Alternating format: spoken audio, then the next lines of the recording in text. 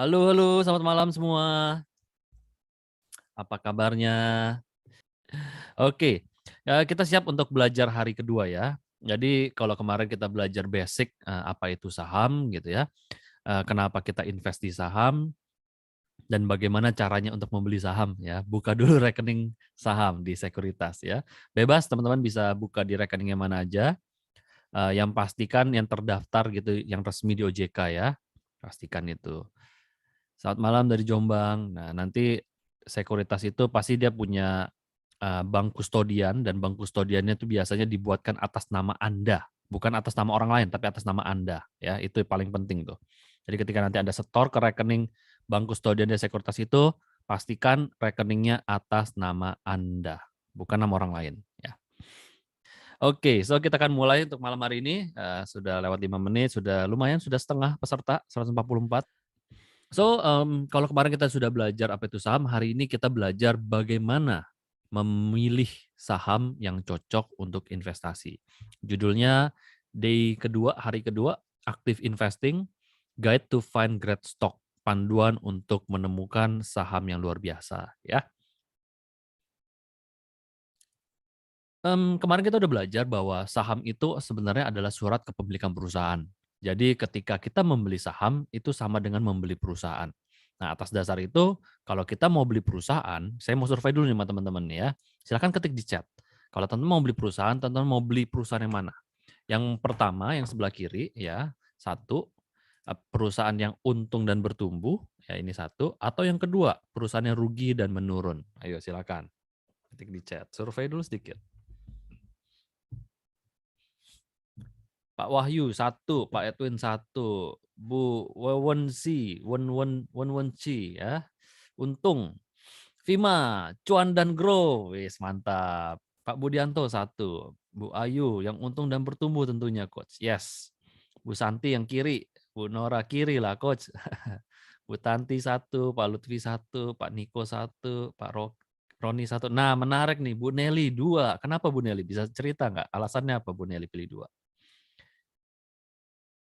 Bu Dwi mah posisi beli pas lagi turun. Ya itu kan harga sahamnya. Ini kita nggak bicara harga saham ya. Kita bicara perusahaannya. Perusahaannya untung nggak? Untung dan bertumbuh nggak? Atau perusahaan yang kedua, perusahaan yang rugi dan menurun. Bukan harga saham ya, tapi perusahaannya.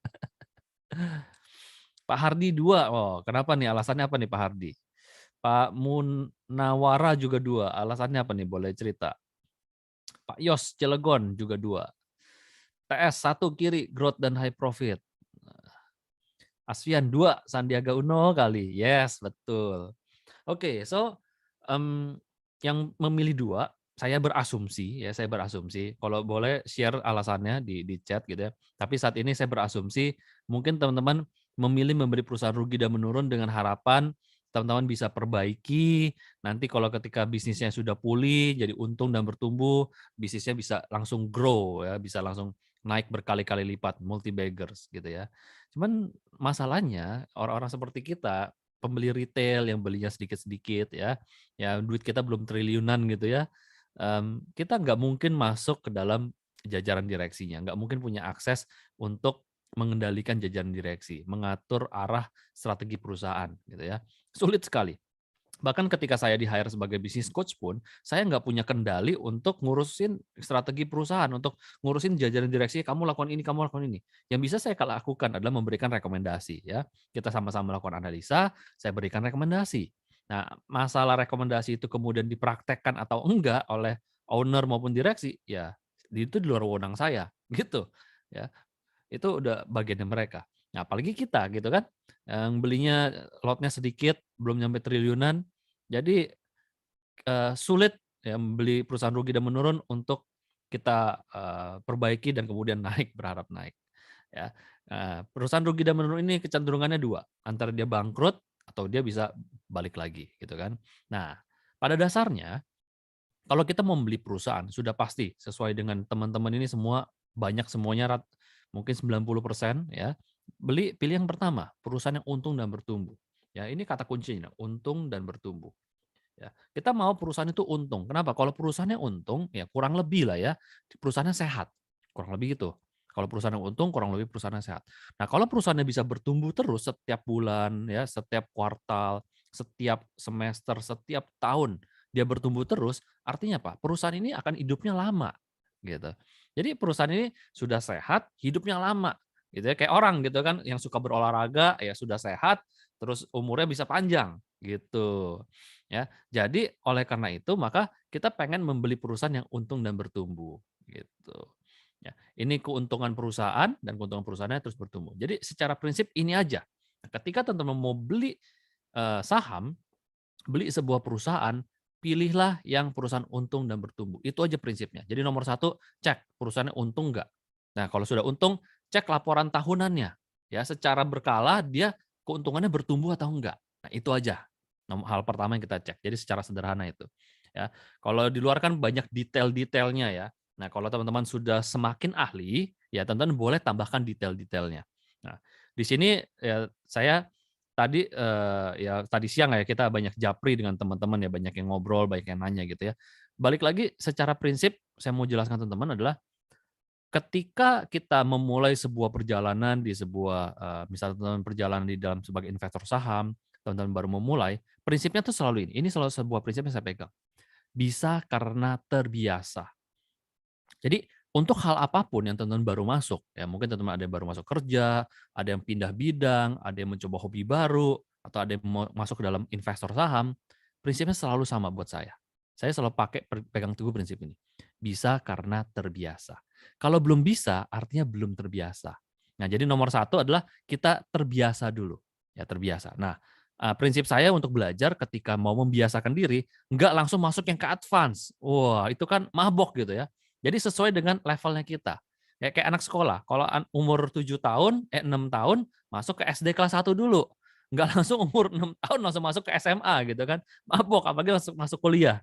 Mabok dia. Jadi bertahap masuk kelas 1 dulu, di situ sudah biasa, naik ke kelas 2 sudah biasa, naik ke kelas 3. Jadi bertahap gitu. Nah, untuk tahapan pertama ini buat teman-teman terutama yang baru mulai, nggak usah pusingin yang lain dulu, cari aja satu intinya. Perusahaannya untung atau enggak? Dan kedua, bertumbuh atau enggak, gitu. Yes, Bu Nelly, tadi pikir nilai saham ya? Yes, nggak apa-apa. Heeh. Quarterly, ya secara quarterly bertumbuh, tapi yang paling penting secara tahunan dulu, mulai dari secara tahunan dulu ya. Pak Men Andesta, Mas Ferdi, kita sebagai orang luar dari mana kita tahu kalau perusahaan itu untung dan bertumbuh ya? Dari laporan keuangan ya. Jadi nanti kita belajar laporan keuangan. Laporan keuangan itu seperti rapotnya ya, rapot keuangan kita sekolah, rapot ujian. Nah, laporan keuangan itu rapotnya perusahaan. Ya, jadi pastikan Anda beli perusahaan untung dan bertumbuh. Jadi kalau Anda dapat rekomendasi dari mana-mana, ya saham ini, cari tahu dulu aja perusahaan untung nggak, terus bertumbuh nggak keuntungannya, gitu. Oke, so dengan demikian, kalau kita mau melakukan mencari sebuah perusahaan yang bagus, yang tadi yang untung dan bertumbuh, ya muncul yang namanya analisa fundamental. Nah, ini populer nih ya, orang diomongin ya, analisa fundamental ya. Di luar sana populer analisa fundamental, analisa teknikal. Kamu aliran mana? Aliran fundamental atau aliran teknikal? Selalu seperti itu. Nah, padahal kalau kalau buat saya, buat kita teman-teman di HBC, fundamental dan teknikal dua-duanya sama-sama penting. Kita punya sebuah konsep framework prinsip yang namanya FTSR. Fundamental analysis harus bisa, technical analysis juga harus bisa, kemudian ada sentiment analysis, dan yang R-nya adalah risk management. Jadi 4 itu harus ada tuh, penting. Nah, tapi di kelas hari ini kita fokusnya di analisa fundamental dulu, gitu ya. Kita fokus analisa fundamental dulu. Nah, kalau kita bilang perusahaan bagus sama dengan perusahaan fundamental bagus, gitu ya. Nah, pertanyaannya, apa sih sebenarnya analisa fundamental itu? Ayo teman-teman, menurut teman-teman biasanya apa gitu yang teman-teman pernah dengar atau ketahui tentang analisa fundamental? Ya, silakan ketik di chat gitu.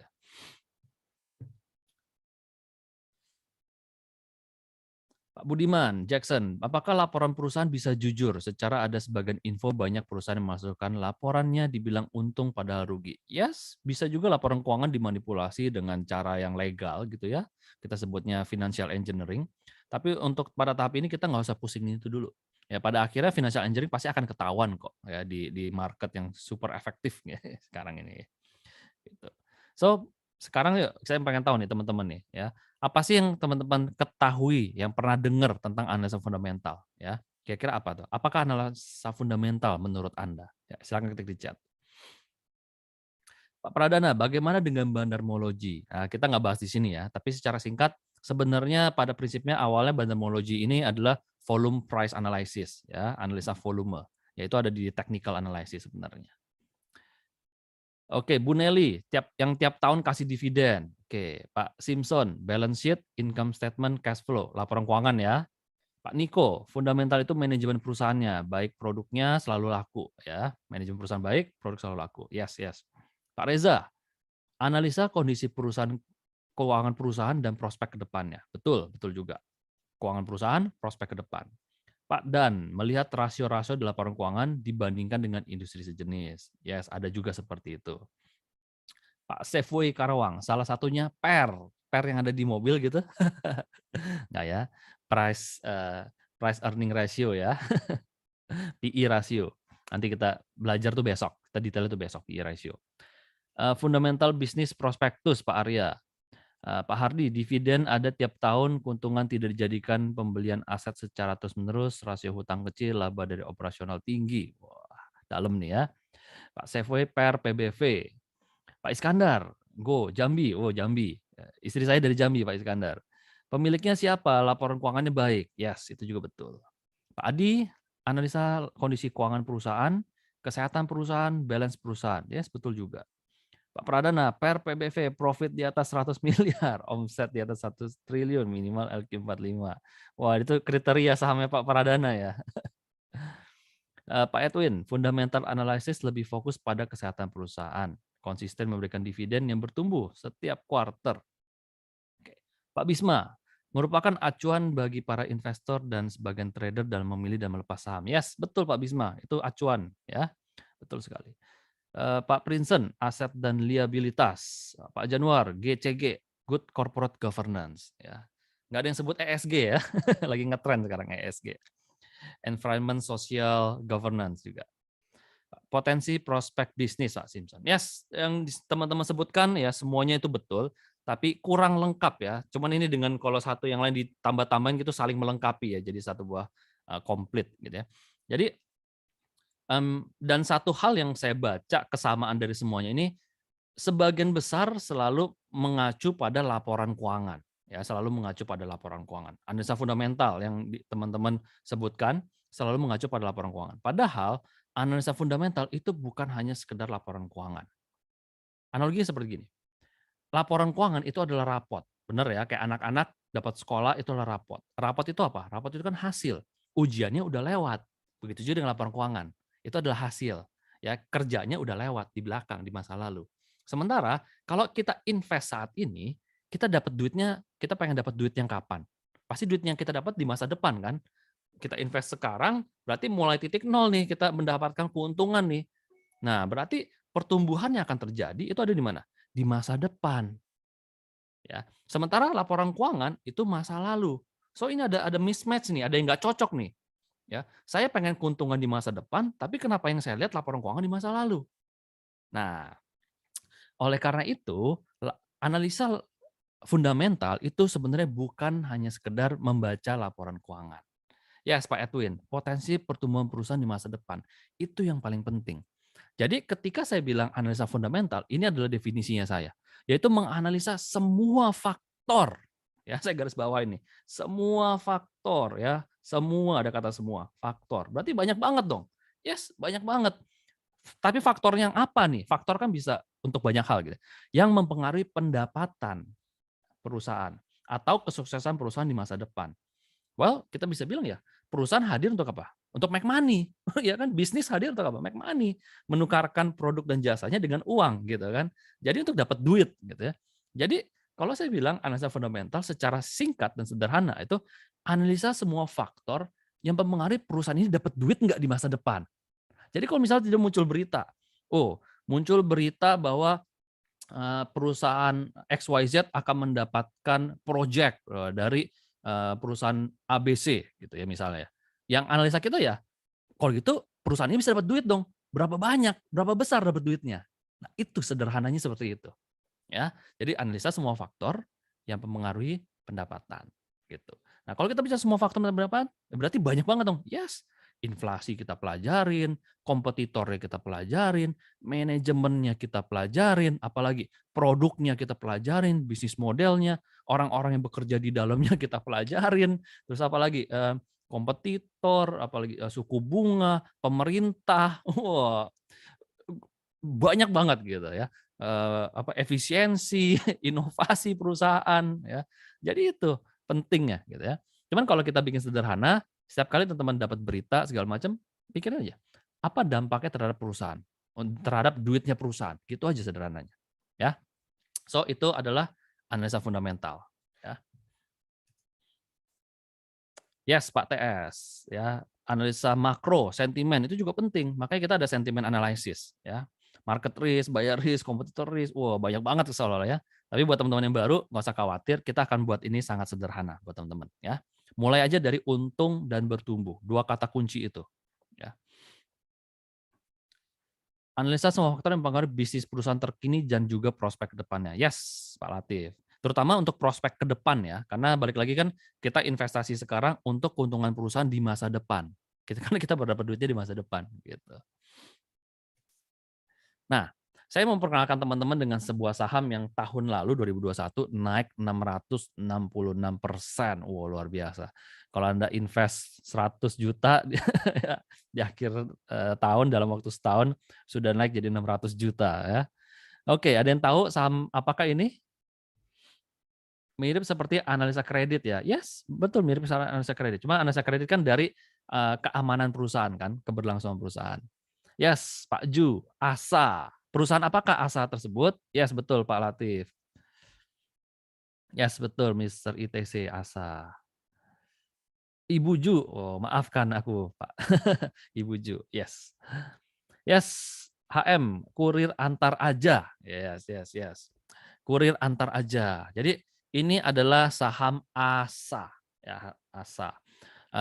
Saham ASA itu dia tahun 2019 ya, ASA bikin anak perusahaan baru ya, menggandeng beberapa orang. Nanti saya cerita di belakang ya. Dan jadi baru umurnya Maret 2019 gitu ya. Antar Ajanya nih launching. Nah, Antar Aja ini adalah anak perusahaan dari ASA gitu ya. Jadi di ASA bikin perusahaan baru. Nah, kita rekomendasi saham ASA ini sejak 9 Juli 2019. Nah, waktu itu harganya baru di harga Rp870 per lembar saham. Wow, Pak TS mantap, ASA customer. Gimana Pak, lancar bayar nggak? Saya dapat insight nih, biar dapat insight. Lancar bayar nggak? Jadi lancar banget. Oh, berarti bagus nih perusahaan ya, fundamentalnya. Nah, kita rekomendasi di sini kan, 870 di Juli 2019 ya, awal Juli. Nah, kan teman-teman kemarin kita sudah belajar bahwa metode kita dalam active investing adalah nabung saham.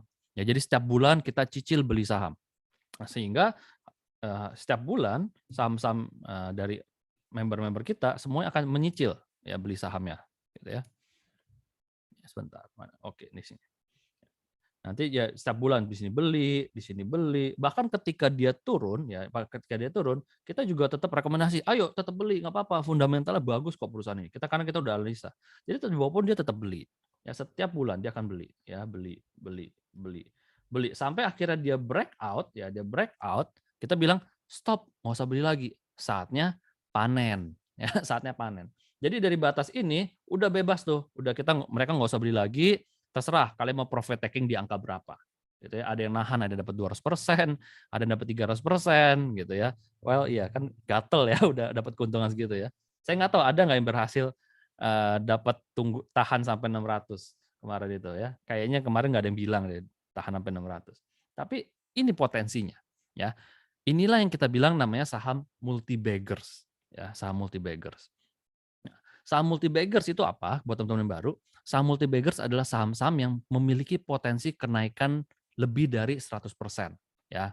Multi baggers itu, multi itu kan banyak, bag itu kan kantong atau tas gitu ya. Jadi banyak tas. Nah, itu istilah kita untuk saham-saham yang kenaikannya di atas 100%, multi baggers.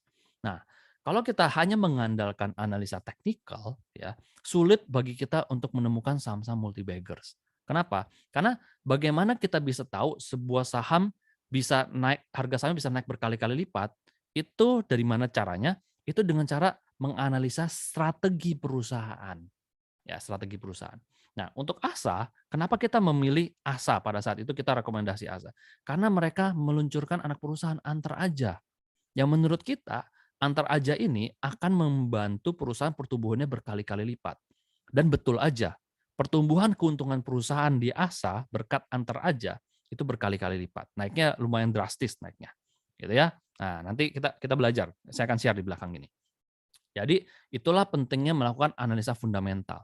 Dengan melakukan analisa fundamental, kita bisa menemukan perusahaan-perusahaan yang memiliki prospek bagus ke depannya. Gitu ya. Nah, jadi kita akan belajar lebih lanjut ya.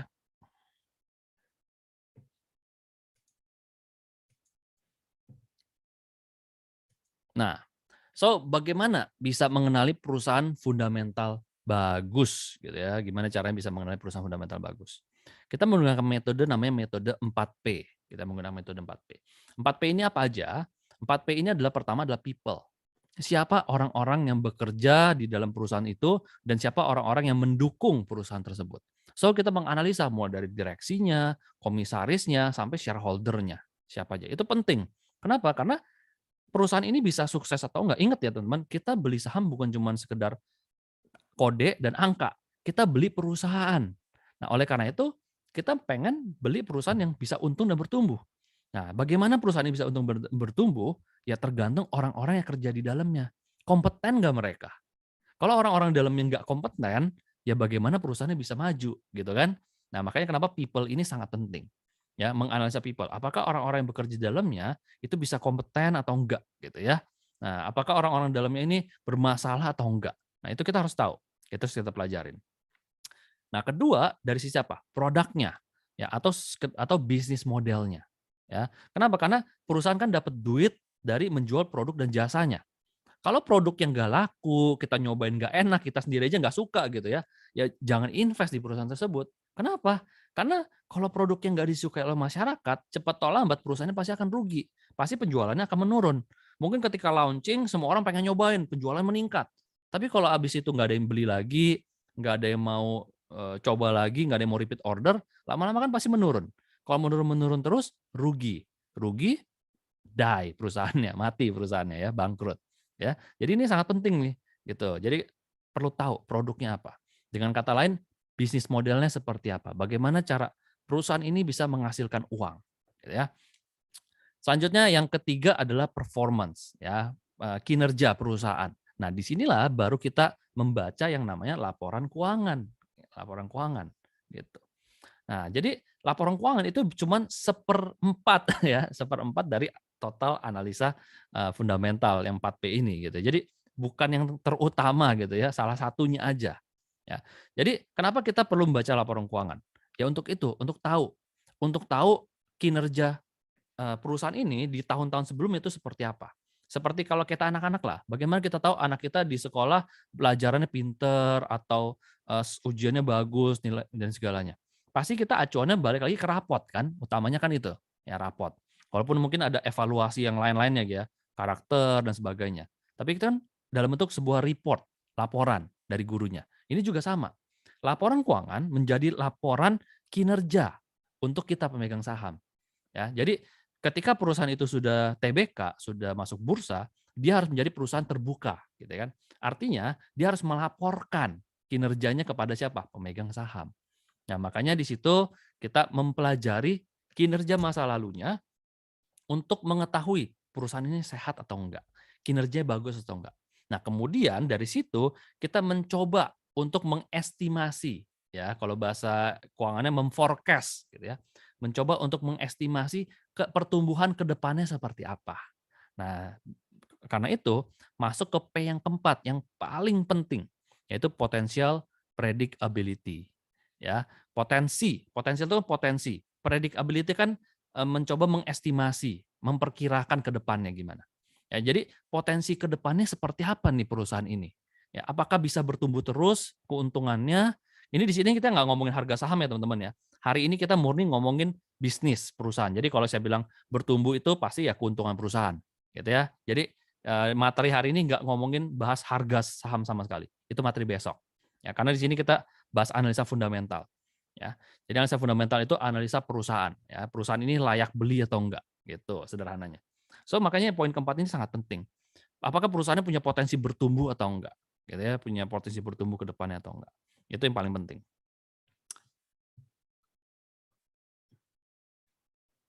Oke.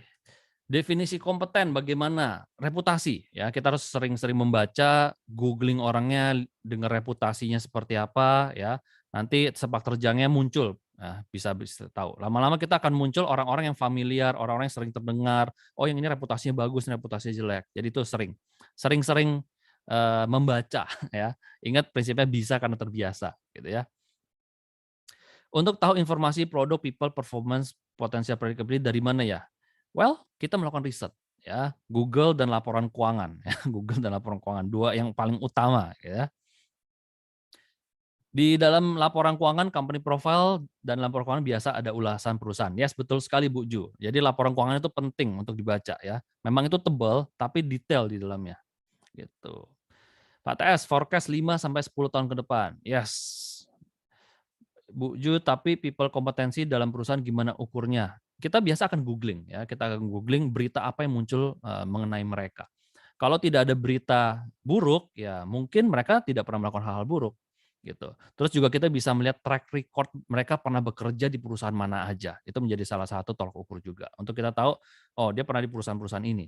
Nah, kita bisa ngecek perusahaan-perusahaan ini sukses atau bangkrut atau gimana gitu kan. Kalau perusahaannya masih hidup, masih bertahan ya, artinya ya baik-baik aja, tapi kalau dari perusahaan bangkrut, ya mungkin orangnya bermasalah, gitu.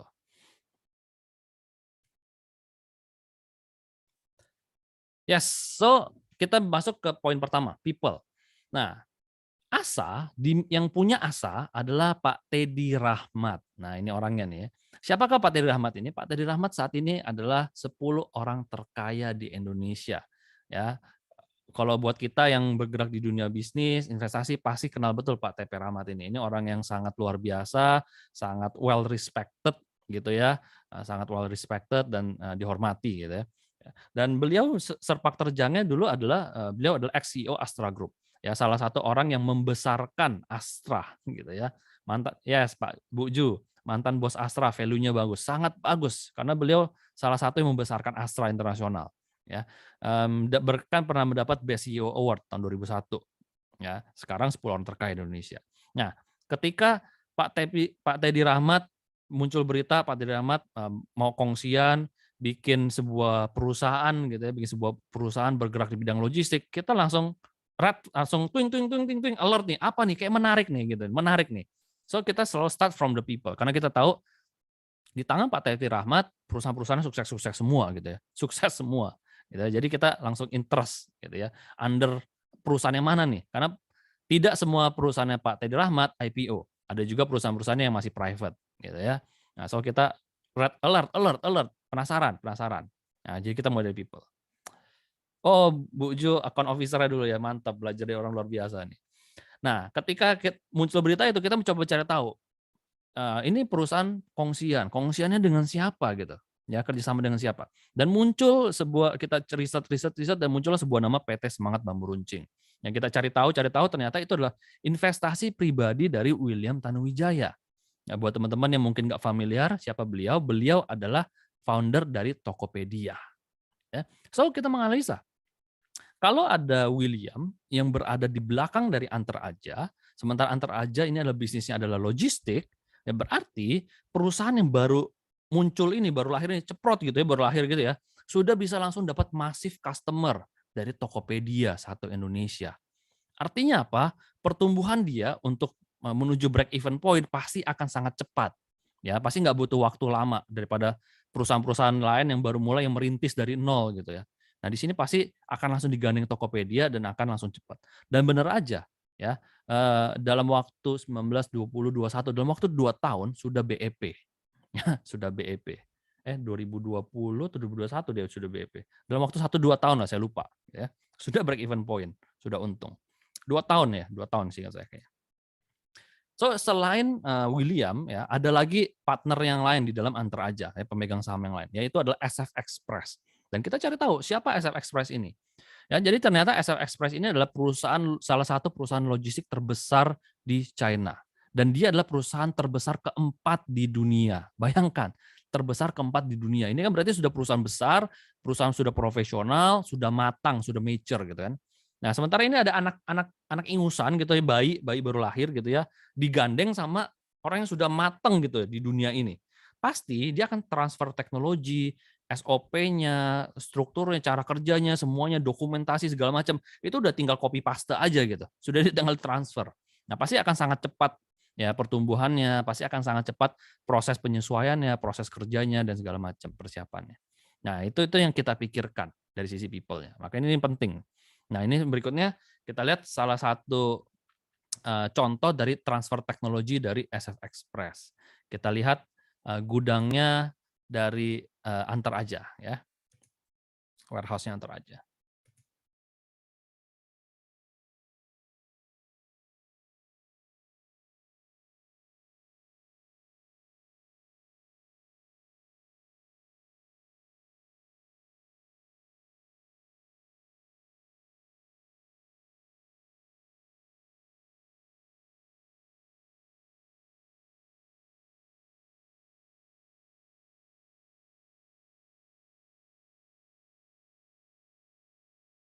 Nah, jadi ini salah satu dampak dari people ya, siapa yang mensupport dari perusahaan ini ya.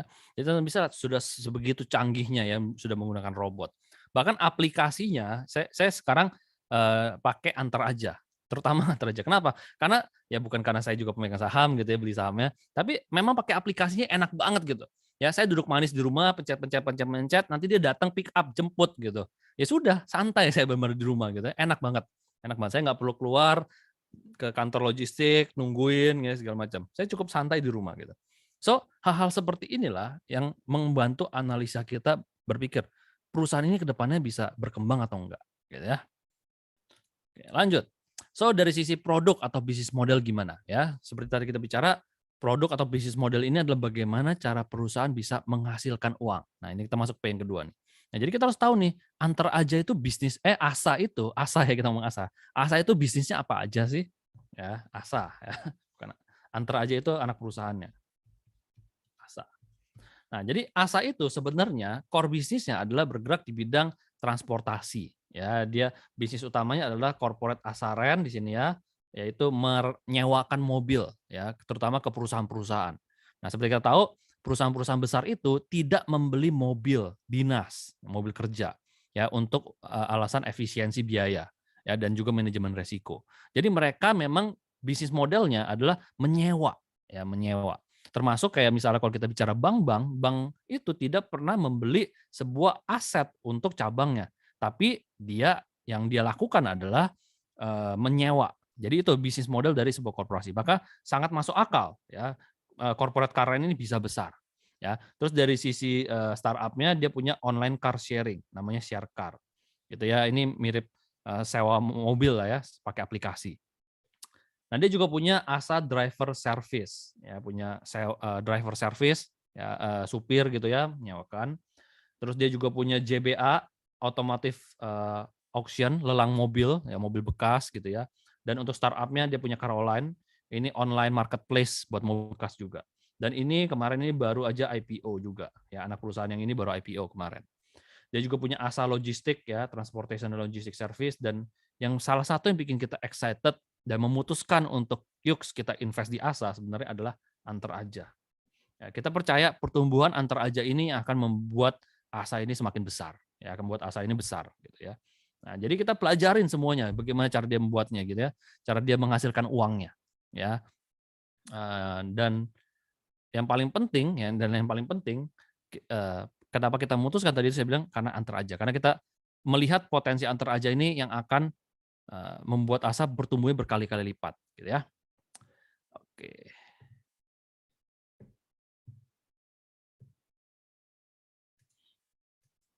Ya. So, pertama tadi dari people-nya, kedua dari produknya atau bisnis modelnya kita harus pelajarin karena nanti ini menyangkut ke ekonomi makro. Kan kita melihat kenapa kita melihat Antar Aja ini potensial? Karena kita melihat ya E-commerce akan semakin berkembang. E-commerce akan semakin berkembang, kebutuhan logistik akan semakin berkembang. Pak Jokowi fokus pada pembangunan tol laut sehingga itu akan mempermurah cost dari logistik gitu ya. Dan segala macam aspek makro lainnya. Nah, jadi dasar itulah kita bisa melihat gitu ya. Nah, sekarang baru masuk kita ke yang ketiga gitu ya. P yang ketiga yaitu performance, kinerja perusahaan. Ya, di sini suka nggak suka kita harus membaca laporan keuangan. Dan kita tahu laporan keuangan itu tebel-tebel, 300 halaman, 500 halaman. Kemarin saya baca laporan keuangan BRI, laporan keuangan tahunan 1000 halaman. Goto, tadi ada nanya Goto, saya membaca Goto. Goto kalau nggak salah kemarin 800 halaman kalau nggak salah. Baca semuanya gitu ya. Tapi buat teman-teman di sini saya akan jelaskan very simple yang very penting. Ya, ingat bikin sederhana dulu. Kalau kita mau mulai, kalau Anda langsung mulai pusing-pusing, stres, nanti Anda nggak tertarik, meninggalkan. Nah, saya nggak mau itu terjadi. So, saya akan paparkan nanti yang paling penting, yang paling basic, yang teman-teman mulai aja dari situ dulu. Dan pasti bisa, pasti bisa. Oke, jadi kalau kita bicara laporan keuangan, ini bisa teman-teman download dari websitenya perusahaan tersebut, ya, atau dari websitenya IDX. Kemarin kita belajar IDX itu Indonesian Stock Exchange, Bursa Efek Indonesia. Ya, Anda bisa download dari websitenya itu. Ya, Anda tinggal ketik kode perusahaannya, nanti muncul dia gitu ya. Dan di dalam laporan keuangan yang tebel-tebel itu sebenarnya ada 3 bagian besar aja, gitu ya. Yang pertama adalah laporan laba rugi, ya, atau bahasa Inggrisnya income statement. Nah, tujuan dari laporan laba rugi ini untuk tahu perusahaannya laba atau rugi, untung atau buntung. Nah, tadi kan kita pengen tahu kan, gimana sih cara perusahaannya tahu perusahaannya untung? Nah, dari sini laporan laba rugi, gitu. Jadi kita akan lebih banyak fokus hari ini di laporan laba rugi, gitu ya. Nah, kemudian yang kedua adalah laporan neraca atau balance sheet. Nah, laporan neraca ini kalau buat saya itu laporan harta kekayaannya perusahaan, gitu ya, laporan aset perusahaan. Aset perusahaan itu ada apa aja, nilainya berapa, gitu ya. Dan kalau dapetin aset kan dapatnya dari 2, dari hutang sama modal. Jadi laporan balance sheet ini adalah laporan aset, laporan hutang, laporan modal, gitu sederhananya. Nah, yang ketiga adalah laporan arus kas atau bahasa Inggrisnya adalah cash flow statement ya. Namanya aja sudah jelas, arus kas. Kas itu duit. Jadi arus duit. Nah, jadi laporan arus kas ini adalah laporan bagaimana perusahaan dalam satu periode waktu make duitnya. Duitnya lari kemana aja gitu. Nah, itu di laporan arus kas ya. Oke, kita mulai. Nah, so ketika kita bicara performance, dua hal yang secara dasar yang teman-teman perlu cari sebelum yang detail-detail lainnya ini dulu gitu, yaitu earnings dan cash flow. Ya, dalam bahasa Indonesia yaitu laba dan arus kas. Ya, kenapa ini penting? Karena laba ini adalah menunjukkan perusahaannya untung atau enggak. Kalau perusahaan yang enggak untung, cenderung dia tidak sehat. Pengecualian untuk bisnis startup atau teknologi yang punya bisnis model berbeda, karena bisnis model mereka adalah raising fund, bakar duit, raising fund, bakar duit. Jadi memang berbeda gitu ya. Nah, untuk yang lain-lainnya sisanya carilah perusahaan yang untung, jangan yang rugi. Gitu ya. Kedua adalah kita harus cari tahu cash flow-nya, arus kasnya. Duitnya dipakai untuk apa? Ya, karena di sini kita mau cari tahu kesehatan perusahaan. Perusahaannya sehat atau enggak. Ya. Oke, jadi laba dan arus kas. Ya. Ingat aja laba dan duit, laba and cash, profit and cash gitu. Nah, sekarang saya akan sharing teman-teman bagaimana kita laporan laba rugi ya. Oke. So, siapa di sini tidak tahu toko kelontong ya? Pasti semua tahu ya. Kita akan belajar dari toko kelontong. Kita akan belajar menganalisa laporan keuangan dari toko kelontong gitu ya. Nah, oke, mari saya punya 2 pertanyaan buat teman-teman. Pertanyaan pertama dulu. Bagaimana cara toko kelontong menghasilkan uang? Jelas ya, ini saya nanya bisnis modal berarti kan, produk gitu, P kedua ya. Bagaimana cara toko kelontong menghasilkan uang? Yuk silakan ketik di chat. Pak HM, bagaimana cara tahu saham perusahaan under value berdasarkan laporan keuangan? Itu kita bicara besok, under value. Pak Wiko, sampai 2034, jauh ya 2034, antar aja sangat potensial naik, jauh-jauh. Bukankah di situs finansial sudah ada screening parameter fundamental dan teknikal? Di dalam situs-situs tersebut, analisa fundamentalnya itu adalah simplified. mereka berdasarkan angka aja ya. Sementara kalau kita berdasarkan angka aja, kita akan banyak terkecoh atau termanipulasi. Jadi hati-hati, gitu ya, hati-hati. Makanya kenapa kita analisa keuangan ya, data keuangan itu salah satu dari 4 bagian ya. Yes, mari kita mulai. Pak Iksan, selisih modal dan penjualan. Betul. Pak Safeway, beli grosir, jual ecer. Yes. Nah, Bu Sri, bener nih, jual barang. Nah, barang apa? Barang kelontong, Pak Suparno. Betul. Yes, Bu Nelly bener, jual lebih mahal dari harga beli. Ya, jadi beli, terus jual lebih mahal. Pak Farid, beli grosir, jual ecer. Bener. Pak Prima, jual barang-barang atau produk. Yes, semuanya bener nih ya. Beli barang dari produsen, harga murah, jual lebih beli. Pak Wiko, jualan barang keuntungan dari selisih harga jual dan beli. Semuanya betul. Jadi toko kelontong ini menghasilkan uang dengan cara berjualan produk ya, jualin produk ya. Jual sunsilk, beli lebih murah, jual lebih tinggi, jual apa lagi? Jual Indomie ya, jual kopi, Nescafe, kapal api dan kawan-kawannya gitu ya. Produk sehari-hari, sembako gitu ya, bener. Ya, minyak goreng, odol ya. Nah, untuk supaya dia bisa itu kan cara dia dapat duit dengan jual barang ya, barang kebutuhan sehari-hari. Nah, kalau dia supaya dia bisa jualan barang itu, kira-kira biaya apa aja yang perlu dikeluarkan oleh toko kelontong ini? Silakan.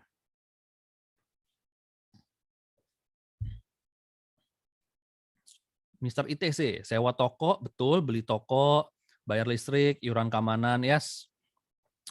Pak Reza, modal usaha, operasional usaha, Pak Farid sewa toko, Pak Wiko sewa toko, listrik, keamanan, kebersihan, parkir, transportasi, bahan bakar. Pak Azam, modal usaha. Bu Ayu, bayar pegawai, yes, belum disebut tadi bayar pegawai. Pak Ibu Sri, sewa kios, listrik, transport, yes. Pak, ini kalau nggak salah Pak Uska ya, Pak Uska kalau nggak salah ya. Modal barang untuk jualan tempat operasional. Yes, modal barang buat jualan jangan lupa ya. Modal ya buat beli barang gitu ya. Modal sewa listrik, gaji, yes bener, iuran lingkungan, tenaga kerja, iuran bulanan, bayar preman, Pak Pradana, yes ini pengalaman di lapangan nih berarti. Dia transport beli barang, betul. COGS, biaya operasional, pajak, bunga pinjaman, Pak Januar, yes, komplit, komplit. Semuanya betul. Oke, so kita mulai dari atas nih, pendapatan. Ya, jadi pendapatan toko kelontong, dapatnya dari jual barang. Ya, dapat duit. Ya, jual barang dapat duit. Nah, kemudian untuk supaya bisa jualan barang, dia pasti ada biaya-biaya yang dikeluarkan, gitu ya. Nah, biaya yang pertama itu namanya adalah biaya HPP. Harga pokok penjualan atau harga pokok produksi atau bahasa Inggrisnya COGS, cost of goods sold, atau ada juga biaya penjualan ya dan sebagainya. Apapun namanya itu adalah biaya untuk supaya bisa jual barang gitu kan. Nah, gitu ya. Kalau dalam hal ini itu adalah beli barang ya, beli barang. Modal ya. Nah, yang kedua ada biayanya namanya biaya operasional. Ya, atau operasional atau orang suka singkat OPEX gitu ya, OPEX. Yaitu operational expense, biaya operasional. Yes, betul. Ada yang juga sebut namanya overhead cost gitu ya, apapun namanya itu. Ini adalah biaya-biaya untuk operasional ya. Apanya tadi? Sewa ya, gaji, listrik ya, listrik. Jadi biaya-biaya supaya perusahaan toko bisa buka dan bisa jualan gitu kan. Listrik, gaji, terus tadi ada preman gitu kan. Nah, itu ya. Sini ya. Nah, ada biaya lain-lain. Sisanya gampangnya masukin lain-lain aja lah ya. Gampangnya masukin lain-lain ya. Lain-lain ini nanti ada pajak. Ya kita lupa kita di Indonesia bisa jual harus bisa bayar pajak, bayar pajak. Ya mungkin kalau dia punya pinjaman ya dan lain-lain dan lain-lain. Ya ini kita masukin yang lain-lain. Jadi sederhananya seperti itu. Jadi pendapatan uang masuk dengan cara jual barang, supaya bisa jual barang ini dia harus keluarin biaya. Biayanya adalah biaya HPP ya dengan cara beli barang, biaya operasional, macam-macam dan biaya lain-lain. Jadi pendapatan dikurangi biaya ini, kalau hasilnya positif itu namanya laba. Ya, profit. Tapi kalau pendapatan dikurangi total biaya ini, hasilnya negatif, itu namanya rugi. Maka disebut laporan laba rugi. Gitu ya. Ya, jadi sangat sederhana. Inilah bentuk dari laporan laba rugi. secara sederhana seperti ini. Ada komponen pendapatan, ada komponen biaya, sama hasilnya. Laba dikurang biaya, hasilnya apa? Laba atau rugi. Nah, di komponen biaya biasanya ada 3 pos besar. Pos pertama adalah HPP atau COGS atau biaya modal dan sebagainya gitu ya. Komponen kedua adalah biaya operasional, dan komponen ketiga adalah biaya lain-lain. Gitu aja sederhananya. So, misalnya saya sebagai investor nih, saya mau investasi di sebuah perusahaan ya. Ada 2 toko yang datang ke saya presentasi. "Bos, invest di toko gua, Bos. Gua sebulan itu bisa menghasilkan 10 juta." Keren. Toko B nggak mau kalah. "Bos, invest di toko gua, Bos. Itu 10 juta, toko A bisa dapat 20 juta, Bos." Wih, keren keren keren. Lebih gede. Tapi udah belajar nih, itu kan pendapatan, penghasilan. You buka dong biaya-biayanya gitu kan. Karena kita udah belajar gitu ya. Buka dong biaya-biayanya. Untuk menghasilkan 10 juta atau 20 juta, biayanya seperti apa? Oke, dibukalah sama mereka. Nah, toko A. Jadi ternyata HPP-nya itu 6 juta. Ya, tadi ya biaya beli barangnya ya, biaya beli barangnya ya. 10 juta dikurangi 6 juta dapat 4 juta. Nah, 4 juta ini disebut sebagai pendapatan kotor atau gross ya. Kalau dalam bahasa Inggrisnya gross profit atau ada disingkat gross profit margin kalau dapat persentasenya, gitu ya. Nah, kemudian ada biaya apa lagi? Biaya operasional. Nah, jadi dikurangi biaya operasional nih, duit sisanya nih, duit sisa 4 juta. Nah, biaya operasional tadi gaji, sewa, dan sebagainya. Oke, 4 juta kurang 2 juta, sisa berapa? Sisa 2 juta. Nah, sisa 2 juta ini biasanya disebut pendapatan operasional. Karena habis dikurangi biaya operasional, jadi namanya pendapatan operasional. Ya, bahasa Inggrisnya adalah operating profit gitu ya. Kalau dapat persentasenya operating profit margin ya, gitu ya. Nah, kemudian ada biaya apa lagi? Biaya lain-lain, misalnya bunga, pajak, dan lain-lain. Nah, jadi duit sisa 2 jutanya dikurangi sejuta, dapatlah sisa pendapatan bersih 1 juta ya. Net profit margin gitu. Net profit marginnya berarti 1 juta dari 10 juta, lumayan. Net profit marginnya 10% gitu ya. Ini GPM-nya berarti 4 juta dari 10 juta, 40%. OPM-nya dari 2 juta ke 10 juta berarti 20% gitu. Jadi ini ya. Oke, lumayan lah.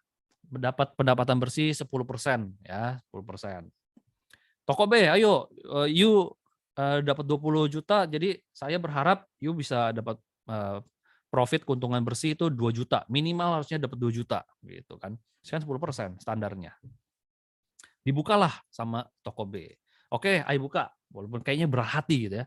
Nah, ternyata HPP dia gede banget, 17 juta. Penjualannya 20 juta, HPP 17 juta.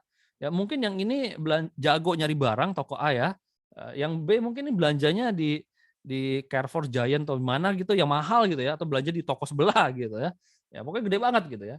Sehingga dapat pendapatan kotornya sisa 3 juta gitu. Biaya operasional sama gitu ya. 3 juta kurang 2 juta sisa 1 juta.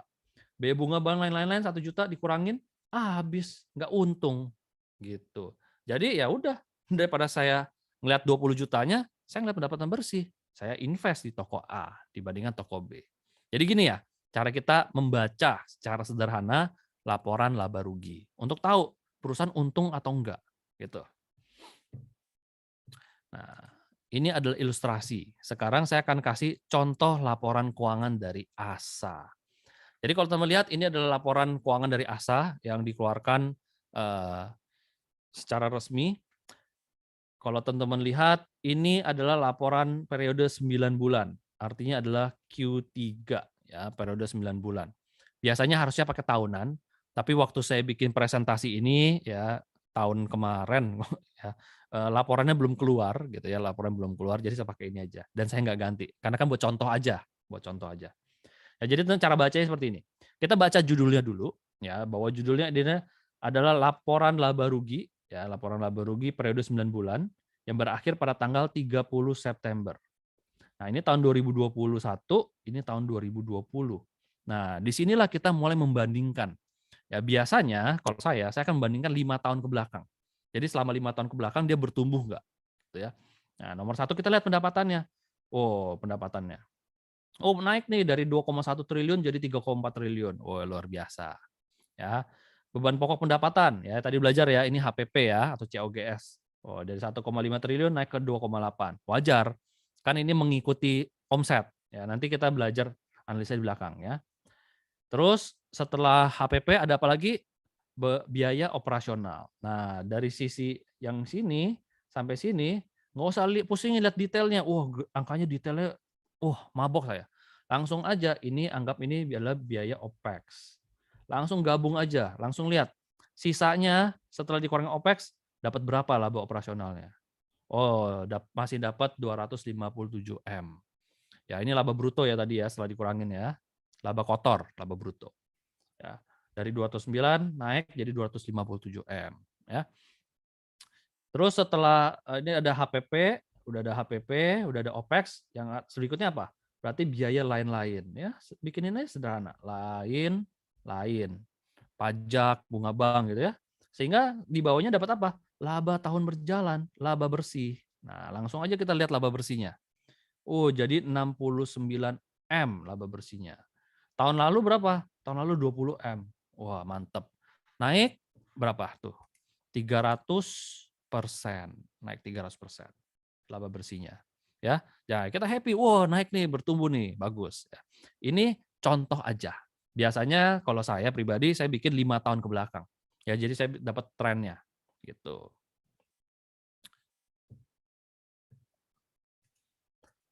Pak Iksan, pas selama 5 tahun itu ada patokan penting pertumbuhannya bagus itu ada patokan yang bagus berapa?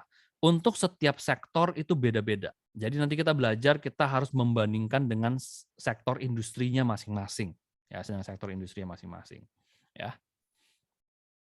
Yang pasti itu nanti ada ukurannya ya, beda-beda. Ya, jadi nggak bisa pukul rata sebenarnya. Ada ukuran skala bisnisnya juga soalnya. Ya, oke. Yes, Pak Odi, silakan. So, tadi itu kita tahu tentang laba sebuah perusahaan ya, untung sebuah perusahaan. Nah, selanjutnya adalah cash ya. Cash flow is king gitu ya. Cash flow is king. Nah, untuk cash flow is king prinsipnya apa? Kita pengen perusahaan ini uangnya tuh semakin banyak di perusahaannya gitu ya. Uang itu semakin banyak kita pengen. Maka oleh karena itu kita pengen perusahaan tuh duit masuknya lebih banyak dari uang keluar gitu kan. Sehingga nanti tank ini duitnya makin nambah gitu ya. Kayak ingat zaman dulu buat yang sangkatan sama saya Paman Gober, ya kita pengen punya itu kolam duit gitu kan, perusahaan itu punya kolam duit gitu ya, punya bisa berenang di kolam duit. Jadi cash ini penting, ya cash ini penting. Nah, kalau kita hitung-hitungan ya untuk tadi toko kelontong tadi, toko kelontong gimana kita tahu saldo apa duitnya di duit perusahaan duit toko kelontong ini nambah atau enggak? Gampang aja, kita lihat aja saldo banknya dia. Saldo banknya atau duit di lacinya dia gitu ya. Kita anggaplah dia udah modern pakai saldo bank. Nah kita lihat saldo di awal bulannya berapa dan akhir bulannya berapa. Tinggal kita kurangin. Jadi kalau saldo di awal bulannya 10 juta, saldo di akhir bulannya 15 juta, 10 kurang 15 berarti berapa selisihnya? 5 juta gitu. Berarti selama 1 bulan itu si toko kelontong ini duitnya nambah 5 juta gitu ya. Jadi sederhana, arus kas. Oke. Nah, pertanyaannya, kenapa sih penting untuk tahu arus kas ini? Nah, saya ilustrasi seperti kalau teman-teman mau beli Coca-Cola dan mau beli rumah. Jauh banget ya, beli Coca-Cola, beli rumah ya. So, kalau kita bicara beli Coca-Cola, yang ketika saya mau beli Coca-Cola gitu ya, saya akan pergi ke warung atau saya pergi ke Alfamart gitu ya. Nah, kemudian saya akan bayar tunai. Saya akan bayar tunai. Nggak mungkin kan, kalau ke warung bisa lah kasbon sama milik warung. Tapi kalau saya ke Alfamart nggak mungkin kan, Coca-Cola kasbon dulu ya, utang dulu ya. Kan nggak bisa, pasti kita bayar. Ya bayar tunai, cash. Ya, atau mungkin zaman sekarang pakai GoPay ya, pakai GoPay atau pakai OVO atau pakai ShopeePay gitu ya. Cash, pokoknya itu cash. Jadi uang langsung masuk ke rekening perusahaan, gitu, uang langsung masuk. Cecing gitu ya. Nah, sementara kalau saya mau beli rumah, misalnya rumah harganya 10 M. Apa yang akan saya lakukan? Saya akan DP ya, saya akan DP 3 M.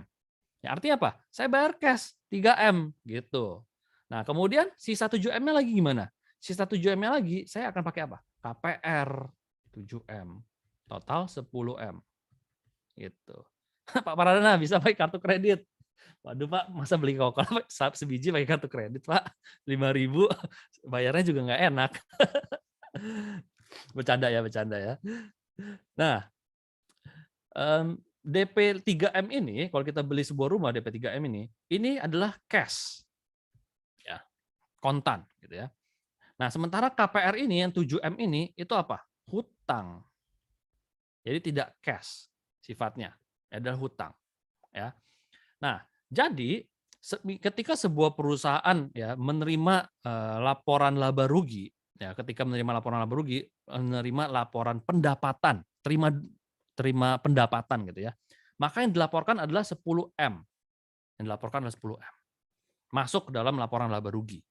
Tapi kenyataannya, misalnya ini KPR-nya nggak ke bank ya, KPR-nya ke perusahaan langsung ya misalnya ya. Tapi kenyataannya uang tunai yang diterima oleh perusahaan itu enggak 10M, yang diterima oleh perusahaan cuma 3M. Nah, sisa 7M-nya gimana? Kan cicil, masuk ke dalam hutang. Nah, atas dasar itu, maka ada kemungkinan laporan laba rugi itu untungnya berlimpah, tapi perusahaan tetap bisa bangkrut. Kenapa? Karena keuntungannya berlimpah, tapi isinya utang semua. Nah, kita nggak mau yang kayak gitu. Kita mau keuntungannya berlimpah, duitnya juga banyak. Ya, jadi ada duit untuk bisa bayar gaji perusahaan, operasional perusahaan dan sebagainya. Nah, makanya penting untuk tahu laporan arus kas. Ya, gitu ya. Jadi nangkep ya. Jadi ketika masuk laporan laba rugi, 10M ini dimasukkan semua. Tapi kan kenyataannya yang cash cuma 3M. Sisanya 7M ini piutang gitu. Ya itu kalau dibayarin bank, Pak. Ini saya ambil contoh tadi KPR-nya langsung ke perusahaan. Contohnya gitu.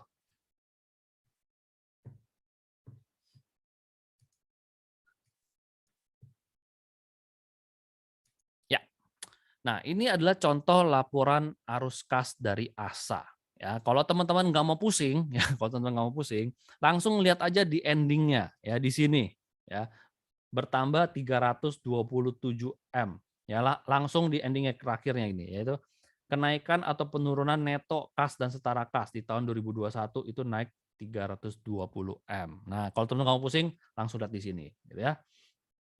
Jadi cara bacanya nih, kalau mau belajar cara bacanya sama seperti tadi, lihat periode berapa lama. Ini adalah periode 9 bulan, ya berarti kuartal 3, 9 bulan, berakhir pada tanggal 30 September. Ya, berarti dari 1 Januari sampai 30 September. Ini tahun 2021 dan ini tahun 2020, ya. Oke. Jadi di laporan arus kas itu sebenarnya ada 3 aktivitas. Ya, aktivitas pertama adalah aktivitas operasional. Jadi ini adalah semua duit keluar dan kulit masuk yang berhubungan dengan operasional, jual beli operasional, gaji, bayar supplier dan sebagainya, gitu. Nah, kalau teman-teman pengen cepat dan sederhana, langsung lihat aja di endingnya, ya. Kas neto diperoleh dari aktivitas operasional. Prinsipnya cuma satu, ya, prinsipnya cuma satu. Kita pengen yang namanya arus kas dari operasional ini wajib hukumnya harus positif. Perusahaan yang sehat adalah yang kas operasionalnya adalah positif. Ini ya prinsipnya. Nah, ada aktivitas kedua, yaitu aktivitas dari investasi. Nah, investasi ini adalah uang keluar, uang masuk yang berhubungan dengan jual beli aset, ya, aset tetap terutama. Jual beli aset. Ya, jadi bisa positif, bisa negatif. Kalau dia negatif artinya uang keluar kan beli aset, uang masuk jual aset. Artinya lebih banyak jual aset nilainya, ya, lebih banyak jual aset. Lebih banyak beli aset, ya, lebih banyak beli aset. Minus kan artinya uang keluar, lebih banyak beli aset. Aset ini untuk apa? Untuk investasi biasanya gitu. Nah, kemudian yang ketiga, harus kas dari pendanaan, dari namanya pendanaan. Artinya adalah modal. Jadi either berhubungan dengan hutang atau dengan modal, gitu ya, berhubungan hutang atau dengan modal. Nah, kalau di sini kita lihat plus 74. Jadi ini di sini juga sama nih, plus dan minusnya sama nih.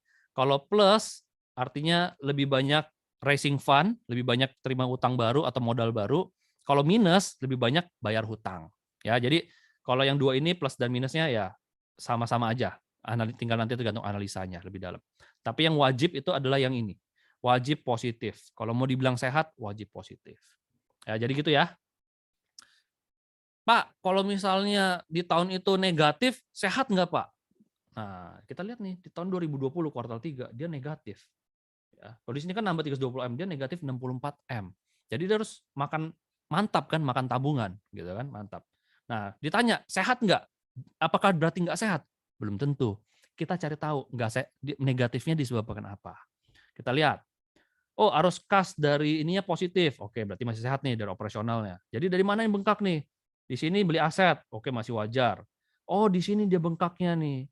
Artinya apa? Dia bayar hutang, kita lihat. Oh betul nih dia bayar hutang gitu ya. Jadi minus karena dia bayar hutang gitu ya. Jadi tetap sehat, tetap sehat. Yang penting adalah lihat dari ini, arus kas operasional gitu. Itu tanda dalam kurung sama tidak bedanya apa? Kalau dalam tanda kurung artinya negatif. Minus, minus. Dalam kurung itu artinya minus, kalau nggak ada dalam kurung artinya positif, gitu. Yes, jadi ini ya, baca laporan keuangan. Mudah kan, sederhana kan? Jadi Anda nggak usah pusingin angka yang semuanya detail-detailnya nih, Anda poin-poinnya aja, ya langsung masuk ke poin-poinnya aja. Yang sisanya Anda boleh abaikan, sampai Anda sudah terbiasa. Kalau Anda sudah terbiasa baca, kita masuk yang lebih detailnya. Gitu. Oke, so kita udah belajar 3 hal gitu ya, people, produk, performance. Nah, sekarang masuk potential predictability. Nah, dari 3 analisa itu, kita berusaha untuk memprediksi potensi ke depannya itu seperti apa, gitu ya. Nah, jadi bagaimana prospek bisnis ke depannya, ya. Dan satu buah prinsip yang kita harus pegang terus adalah bahwa pasar selalu melihat ke depan. Siapa yang saya maksud dengan pasar? Yang saya maksud dengan pasar adalah kita, investor, trader, baik institusi, baik retail, kita. Kita selalu fokusnya melihat ke depan.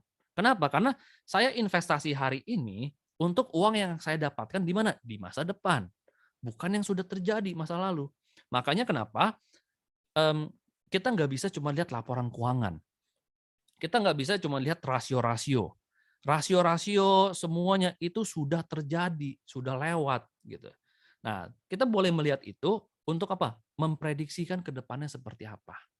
Nah, banyak influencer-influencer di luar sana yang oversimplifikasi gitu ya.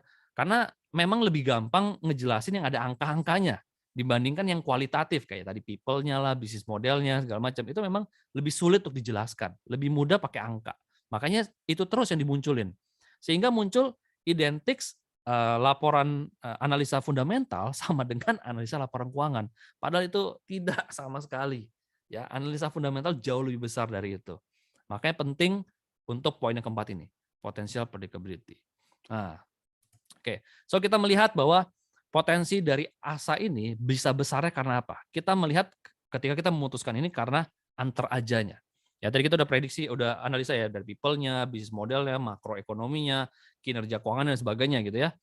Jadi kita melihat bahwa antar aja ini akan membesarkan asa menjadi lebih besar lagi. Nah, di sini adalah laporan yang mengkonfirmasi gitu ya bahwa jasa kurir antar aja melesat, asa jadi emiten terbaik sektor transportasi biaya 2021. Wah, pendapatan antar aja tumbuh hingga 270%. Dia 2,5 kali lipat secara tahunan. Antar aja menyumbang 980 miliar atau 46% dari total pendapatan ASA di paruh pertama 2021. Artinya 6 bulan 2021. Ya. Tadi kita tahu ASA itu punya beberapa perusahaan selain Antar Aja, ada eh, sewa mobil, ada driver, ada apalagi itu macam-macam itu ya. Nah, Antar Ajanya sendiri ini menyumbang 46%. Berarti anggaplah setengahnya gitu. Jadi yang lain-lainnya itu ditotalin sama dengan satu Antar Aja doang gitu. Nah, jadi kita melihat nih potensinya luar biasa nih. Ini akan menjadi anak emasnya ASA yang akan membuat saham ASA melejit. Jadi multi baggers kita sebutnya. Ya, kenapa bisa gitu nanti sebenarnya itu materi besok, materi besok.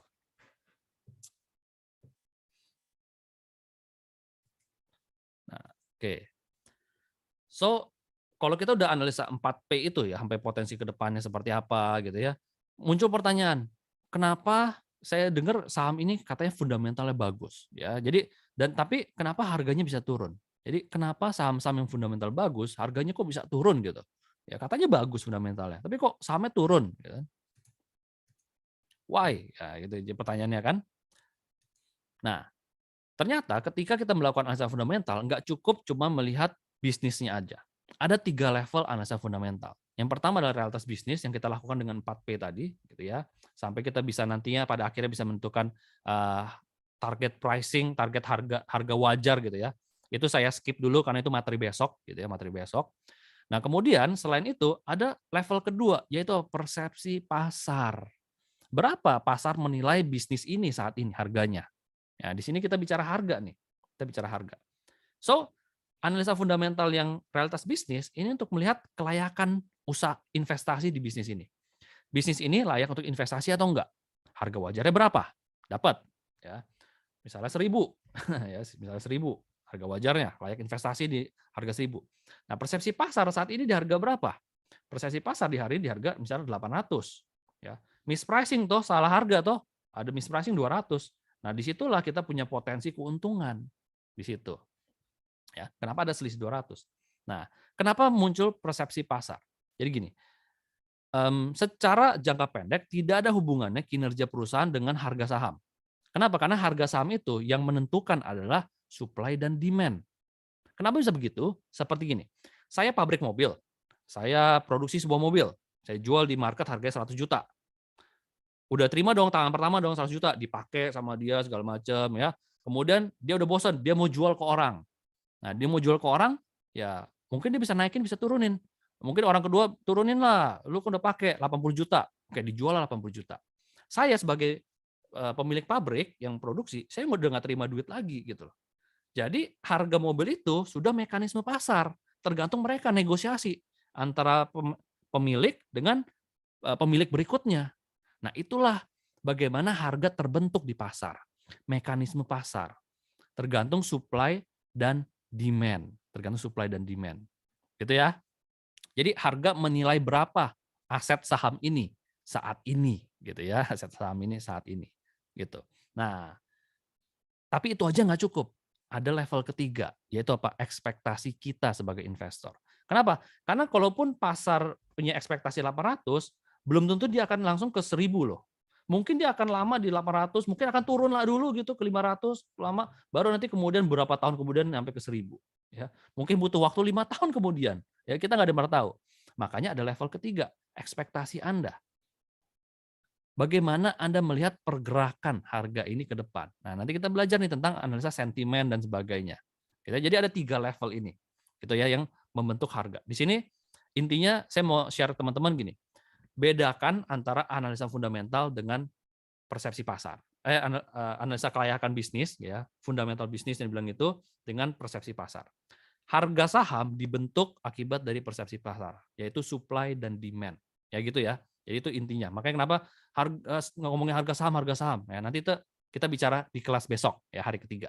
Kita jadi di sini stop di sini dulu ya, sampai di sisi ini dulu ya. Kita bedakan itu dua. Ya, kita bedakan itu dua ya. Oke. So terakhir dari saya kesimpulannya analisa fundamental bukan hanya sekedar rasio keuangan. Jadi kalau kita mau menganalisa perusahaan itu harus menyeluruh. Tujuannya untuk melihat apakah perusahaan dapat berkembang sehingga harga saham bisa terus naik. Ya, jadi kalau profitnya makin terus tumbuh, makin berkembang, orang akan melihat perusahaan ini semakin berharga dan harga sahamnya juga pasti akan ikut terus naik. Gitu ya, persepsi pasar kan terhadap saham tersebut. So itu untuk materi malam hari ini ya. Kita masuk ke sesi tanya jawab. Happy investing teman-teman. Teman-teman happy billionaires. Wah, mantap. Oke, silakan kalau ada pertanyaan seperti biasa ketik di bagian chat. Malam Ko Johan. Halo. Halo.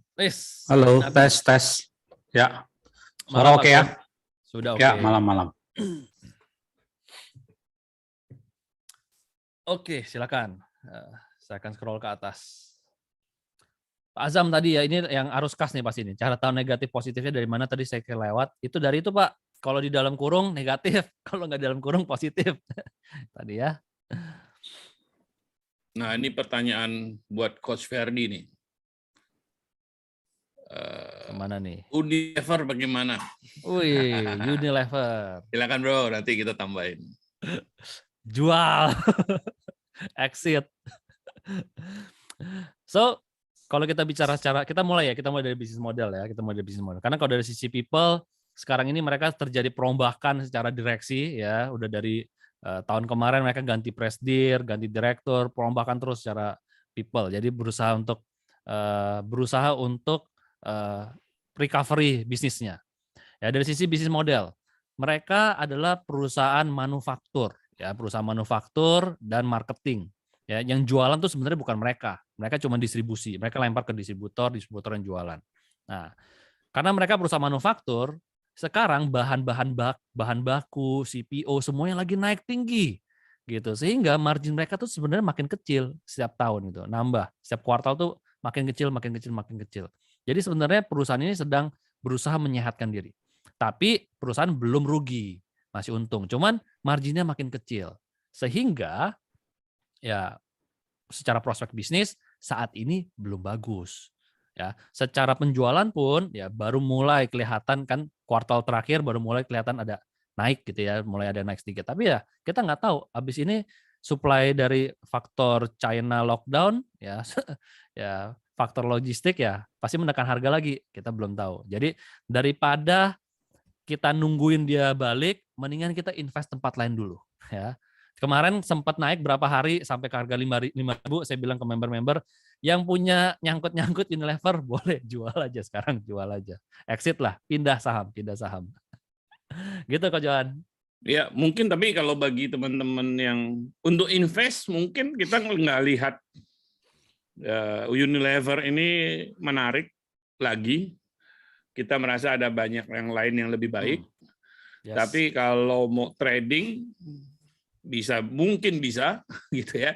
Atau kalau belum punya mungkin bisa.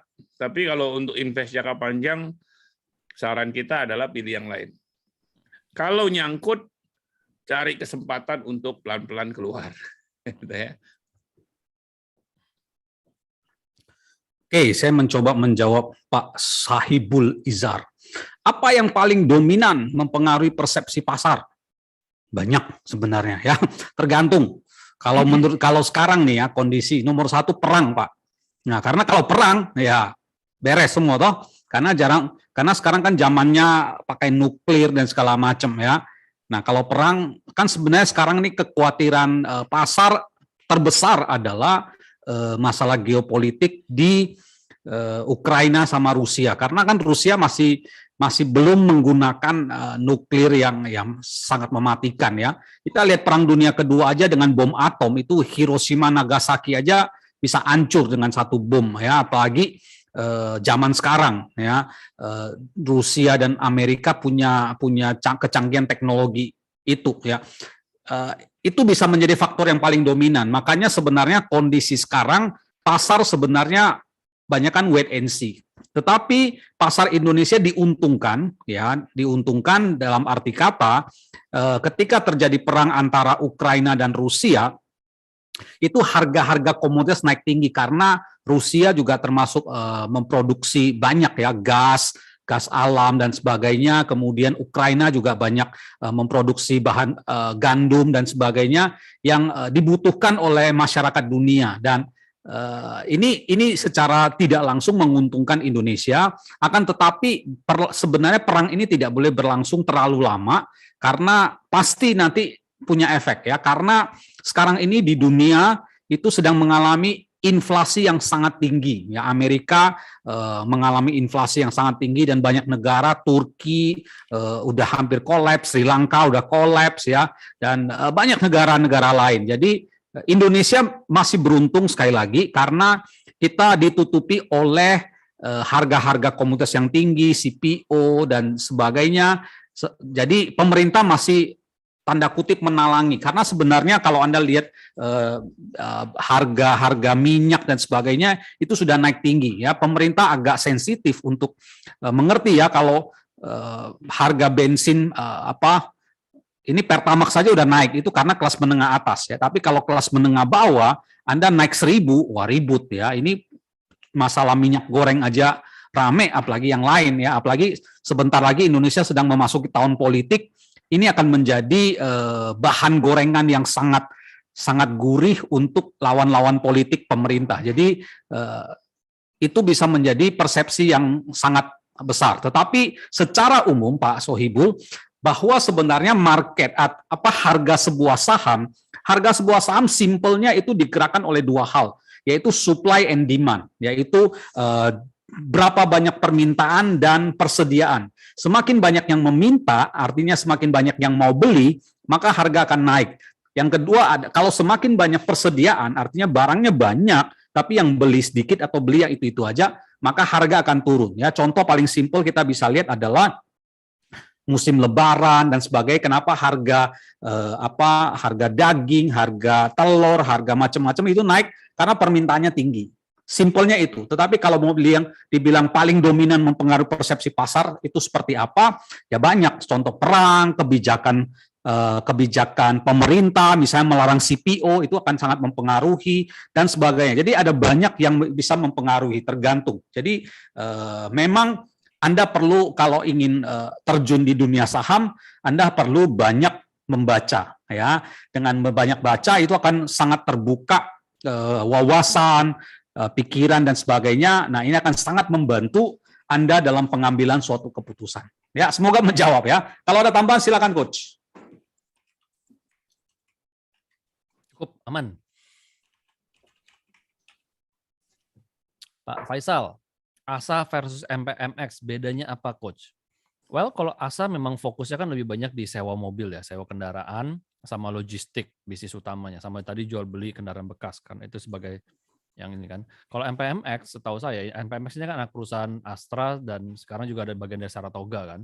Mereka lebih banyak fokusnya di kendaraan motor, ya spare part motor, oli motor, lebih baik fokusnya di motor.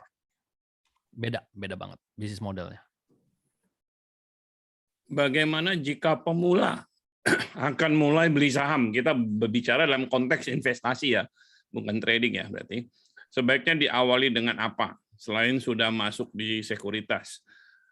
Mulai dengan nyiapin uangnya. Jadi transfer uangnya ke RDN ya. Kalau nggak ada uangnya gimana cara beli sahamnya kan gitu. Dan menurut saya yang paling penting adalah kalau Anda bicara investasi saham, nomor satu disiplin. Jadi kalau ingin berhasil sebenarnya yang nomor satu yang paling penting Anda lakukan adalah menyisihkan penghasilan Anda untuk dibelikan saham. Sekali lagi kembali ke uang ya. Kalau nggak ada uangnya gimana beli sahamnya gitu. Ya. Jadi dan itu harus dilakukan secara disiplin gitu. Nah banyak orang berpikir yang penting saya punya uang sekian langsung saya masukin aja udah selesai gitu. Ya itu bisa, tapi Anda bayangkan kalau Anda tiap bulan menyisihkan penghasilan Anda dan diberikan saham, Anda hampir nggak ada kemungkinan gagal gitu kan. Karena uang Anda makin banyak gitu kan pasti dan berkembang dan itu yang paling penting. Nah, dan juga kemungkinan adalah membeli saham-saham ketika Anda harus mulai beli saham-saham yang jelas, yang fundamentalnya bagus gitu. Itu nomor satu. Jadi, jangan ikut jalur di mana orang mau cepat dapat uang banyak dari saham gitu. Ya bisa nggak bisa aja, tapi juga besar resikonya gitu. Jadi kalau Anda pilih jalur yang aman, nah Anda akan punya perjalanan yang jauh lebih mudah gitu. Oke? Oke, masih bisa nggak ikut invest saham di ASA saat ini? Well, sebenarnya ASA sudah naik cukup tinggi meskipun dalam beberapa waktu ini sempat turun. Tapi kalau Anda mau belinya nyicil, masih oke. Kalau masih mau belinya nyicil, ya seperti tadi kata Coach Johan, kita tidak menyarankan Anda untuk masuk dalam jumlah besar sekali atau dua kali, ya.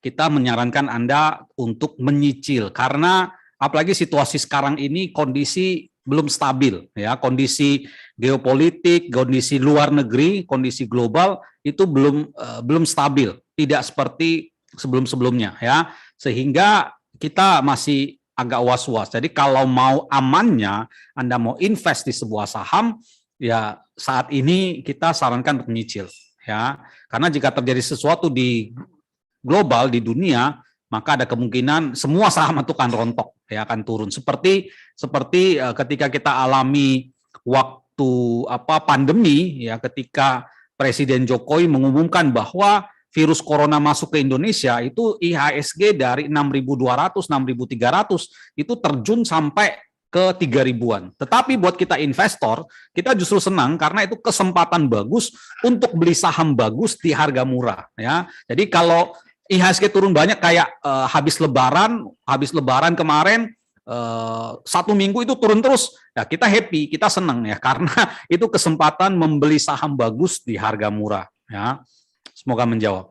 Yes, we are excited. Kami sudah nyiapin kas untuk masuk di harga bawah. Ya. Pak Iksan dan Bu Nora Solo ini sama-sama nanya gimana caranya analisa 5 tahun, tadi kan 2 tahun. Biasanya saya akan download beberapa laporan keuangan atau dari beberapa aplikasi sudah dirangkumkan gitu ya, beberapa itu ya, angka-angkanya gitu ya. Itu saya akan masukkan ke dalam Excel. Jadi tinggal udah pakai Excel itu langsung dapat kan, tinggal bikin persentasenya langsung kelihatan gitu. Ya, jadi pakai Excel aja, tinggal dipindahin angka-angkanya secara sederhana gitu. Nanti tinggal di persentase dapat tren naik, tren turunnya.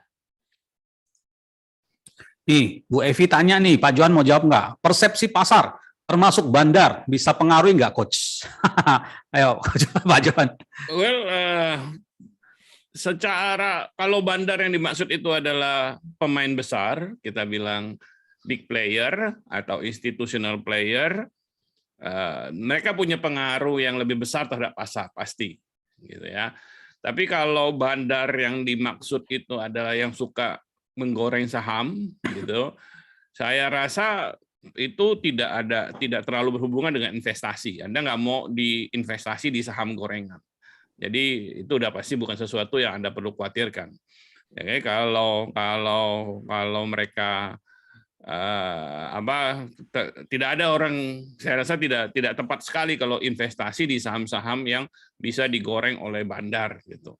Tapi kalau maksudnya bandar itu kembali, kalau maksudnya bandar itu adalah pemain besar, tentu ada efeknya.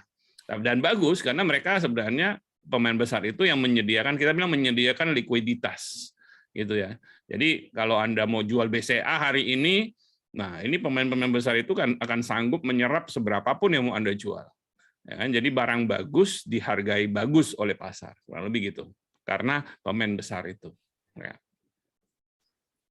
Oke, Pak Budiman Jackson, untuk saham yang baru IPO, bagaimana cara melihat harga pasarnya? Nah, ini HBC sampai hari ini kita sudah 6,5 tahun ya berdiri. Sampai hari ini kita tidak pernah menganjurkan membeli saham IPO. Kenapa? Karena sangat spekulatif ya, karena belum ketahuan. Ibaratnya kalau saya suka kasih contoh, ibaratnya pemain sepak bola nih ya, dia baru keluar dari akademi, dia belum pernah main ke liga yang sebenarnya ya.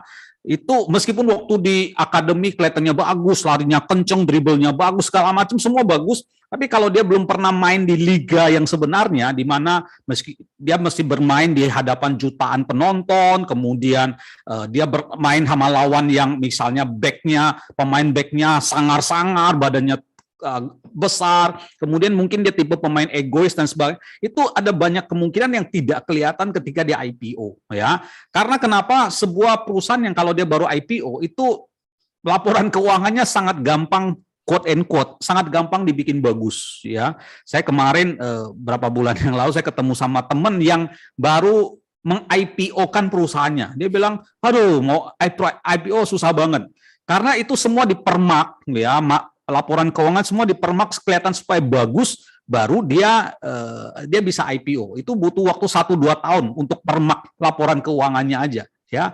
Nah, sementara kalau dia sudah perusahaan yang sudah IPO, artinya dia sudah di pasar, pasar akan menilai apakah ini saham layak untuk dihargai tinggi atau rendah. Sehingga kalau dia baru IPO, ibaratnya pemain yang baru keluar dari akademi, mungkin impiannya besar ya, gayanya keren ya, tetapi bisa jadi tong kosong nyaring bunyinya. Jadi sampai hari ini HBC tidak menganjurkan membeli saham IPO, dan terbukti ya, yang paling heboh IPO belakangan ini adalah saham Bukalapak sama Gojek, Goto, Tokopedia itu heboh banget ya.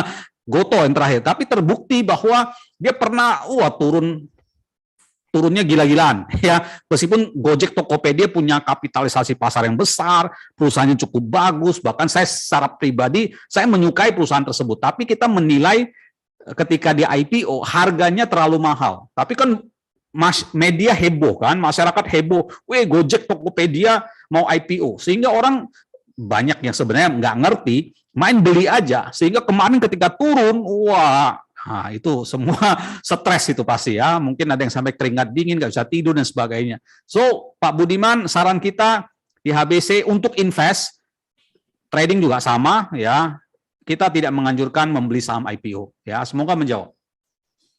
Ini ada berita menarik, Coach Ferdi, kita nanti cek dari saya juga baca. Hardianto, berita asa terlempar ke papan pengembangan.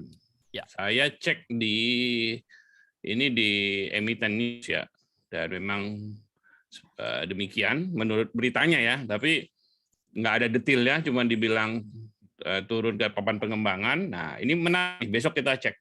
Ya. Apa kita coba riset apa alasannya. Tentu yang di sini cuma disebutkan bahwa bursa punya wewenang untuk mengkategorikan itu, ya benar. Cuman kan ada alasannya. Nah, itu nanti kita cek ya. Yes. Menarik. Kita lihat. Oke. Berita fresh. Nah, ya berita fresh itu. Baru hari ini. Baru hari ini. Ya. Kasih rekomendasi saham. Ada kita akan berikan besok ya, Coach Ferdi ya? Besok, betul. Besok. Ya, jadi besok pantau grup teman-teman. Nanti kita akan kasih beberapa saham rekomendasi yang bisa diinvestasi. Kita berikan juga harga-harganya di mana Anda boleh beli, dan kita kasih tahu juga harga-harga untuk TP take profit-nya. Jadi saya lihat aja di grup besok ya. Yes.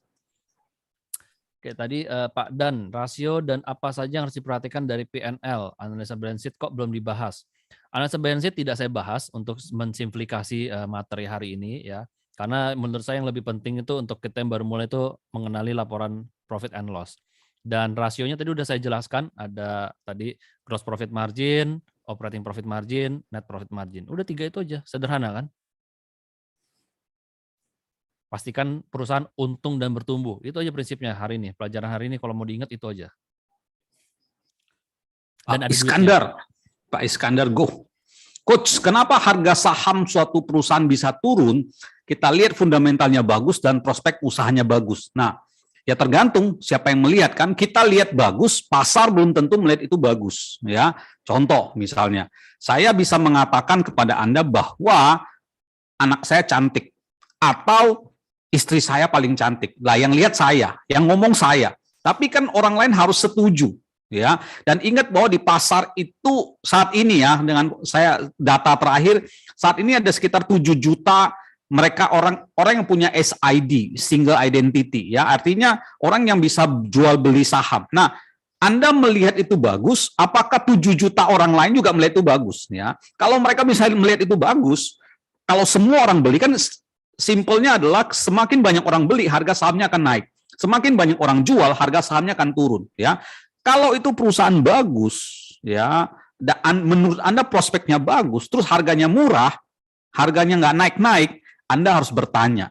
Ya, ada 2 kemungkinan. Kemungkinan pertama adalah Anda salah lihat, ya, atau yang kedua adalah pasar belum melihat.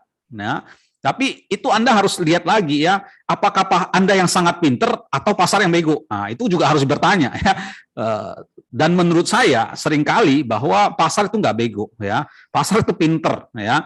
Dan jangan berpikir bahwa Anda yang menurut Anda bagus, fundamentalnya bagus, prospek usahanya bagus, ya mungkin ada kemungkinan bahwa mungkin pasar belum melihat. Kalau Anda sudah melihat dan Anda sangat yakin, ya itu keberuntungan. Tetapi Anda harus melihat lagi aspek-aspek lagi yang lain. Ya, semoga menjawab Pak Iskandar. Ya. Untuk pertanyaan Pak Faisal, Coach terangin dong tentang PBV, price to book value, dan pengaruh terhadap harga saham. Itu kita materi besok ya, Pak Faisal. PBV, PER, itu materi besok. Oke, saya mau jawab Pak Aam nih. Soalnya tadi saya juga sempat ngomong soal Buka dan Goto. Pak Aam tanya untuk saham teknologi seperti Buka dan Goto, bagaimana prospeknya? Apakah kita harus menunggu momentum yang tepat? Terima kasih, Coach. Ya, perusahaan bagus. Kalau pertama belinya kemahalan juga nggak oke. Yang kedua, kalau waktunya nggak tepat juga nggak bagus ya. Kalau saya pribadi, ini personal ya, saya tidak terlalu tertarik sama Buka. Buat saya Buka kurang bagus ya. Apalagi ini saya kasih tahu aja ya. Saya pernah ketemu sama yang saya bilang kemarin yang saya bilang bahwa dia baru sign IPO. Kebetulan dia kenal sama CEO-nya Bukalapak dan dia bilang itu temannya dia dan mereka tidak ada rencana untuk pengembangan lebih lanjut dan sebagainya. Jadi ya sudah, itu IPO itu exit plan, artinya cuma cari duit aja ya di sana. Tetapi berbeda dengan Goto. Goto sebenarnya secara perusahaan, secara market, segala macam, manajemen, yang 4P itu bagus. Cuma ketika di IPO, harganya kemahalan. Karena Goto itu secara laporan keuangan masih rugi 12 triliun. Nah, ingat bahwa ketika kita membeli sebuah saham, kita membeli bisnisnya. Ya, dan kalau Anda beli bisnis, Anda mau beli bisnis yang untung. Anda kan investor, ya. Investor kan mau beli perusahaan yang untung, ya. Tapi kenapa ada orang-orang yang berani membeli harga misalnya injek ke Goto meskipun mereka masih rugi? Ya mereka mainnya lebih panjang dan duit mereka nggak berseri, ya. Anda lihat Alibaba dan segala macam, ya mereka invest sekian triliun, ya duitnya masih banyak, ya. Kalau kita kan retail, kita kan beli sekian juta udah mikir-mikir, ya kan? Kita berbeda ininya. Tetapi secara bisnis, secara apa, saya suka. Personal saya suka dengan Goto, cuma saya merasa bahwa waktunya belum tepat karena harga saham kemahalan. Sebenarnya kemarin ketika sempat turun di 200, saya sudah mulai incer. Tapi mungkin saat itu saya atau analisa saya berharap dia bisa turun sampai 150. Ternyata enggak ya, di bawah 200 berapa, 180, 190. Saya tunggu lagi dia turun lagi, ternyata dia udah naik duluan. Ya sudah, saya menganggap itu bukan rezeki saya. That's it. Silakan kalau ada tambahan. Bu Francisca, sepertinya sulit atau bahkan mustahil jika menganalisis laporan keuangan seluruh perusahaan. Betul banget, ada 700 perusahaan plus-plus ya. Bagaimana cara screening awal perusahaan yang berpotensi beggar untuk kemudian dianalisis laporan keuangannya? Oke, nomor satu mungkin ya, walaupun tadi saya sebut perusahaan multi beggar. Jadi beggar itu bukan tujuannya kita, ya. Beggar itu bonus. Kita pengen uang kita bisa bertumbuh secara konsisten. Di dalam investasi kita punya prinsip, ya sama trading juga, risk first, profit second. Jadi mengamankan uang dulu, baru mengambil keuntungan. Jadi ada risk management, itu paling penting ya. Jadi kita ingin pertumbuhan yang lebih konsisten. Nah, sekarang gimana cara screeningnya? Kalau kita punya dua metode untuk screening yang kita sebut dari atas ke bawah atau dari bawah ke atas. Kalau dari bawah ke atas itu kita mengandalkan berita, news. Ada berita apa yang menarik terkait sebuah perusahaan, sebuah emiten tertentu. Ya, misalnya ada berita, Pak Teddy Rahmat pengen bikin perusahaan baru di bidang logistik. Kita berita menarik. Nah, kita cari tahu lebih dalam. Nah, akan under siapa, segala macam. Nanti akan under ASA. Kok kita pelajarin dulu ASA-nya. Ya, baru kita kemudian naik ke sektornya seperti apa. Terus ke makronya seperti apa, gitu ya. Nah, yang paling sering kita lakukan adalah kita menganalisa dari atas ke bawah. Ya, dari sisi makronya dulu. Kondisi ekonomi global seperti apa. Terus turun ke sektor, baru dari dalam sektor itu kita pilih perusahaan-perusahaan yang leading di dalamnya. Misalnya seperti contoh adalah saat ini inflasi sangat tinggi akibat dari krisis energi tinggi, krisis bahan makanan tinggi. Oke, kita melihat berarti harga energi akan naik, gitu ya. Harga energi akan naik. Nah, harga energi akan naik berarti sektor yang akan diunggulkan di Indonesia adalah pertambangan, misalnya gitu kan. Oke, berarti saya akan mulai masuk mengamati sektor pertambangan. Dan saya akan lihat di sektor pertambangan ini, ya, siapa-siapa aja leadernya, dan saya akan mulai analisa dari situ gitu. Jadi top down, dari atas ke bawah, turun ke bawah gitu ya Bu Francisca. Saya jawab deh, Bu Sri. Coach, tolong jelaskan strategi Pak Lo Keng Hong, beli harga Avanza, jual Mercy. Ya, kalau bisa dapat, Bu Sri. Ya, ini pendapat pribadi saya, Bu Sri. Saya merasa metode dari Pak Loh Keng Hong, value investing, itu agak ketinggalan zaman, ya. Sudah agak sulit untuk diterapkan di zaman sekarang. Tanpa bermaksud menjelekkan. Saya pribadi, saya respect sama Pak Loh Keng Hong. Tetapi saya merasa bahwa untuk zaman sekarang sudah agak ketinggalan. Kenapa? Pak Loh Keng Hong kan tipe value investing yang beli sebuah saham, dia jualnya 10 tahun mendatang. Makanya dia bisa bilang bahwa beli harga Avanza, jual Mercy. Kalau 10 tahun bisa jadi Mercy. Ya. Kenapa menurut saya ketinggalan? Karena perkembangan teknologi, perkembangan zaman sekarang itu sangat pesat. Itu yang pertama.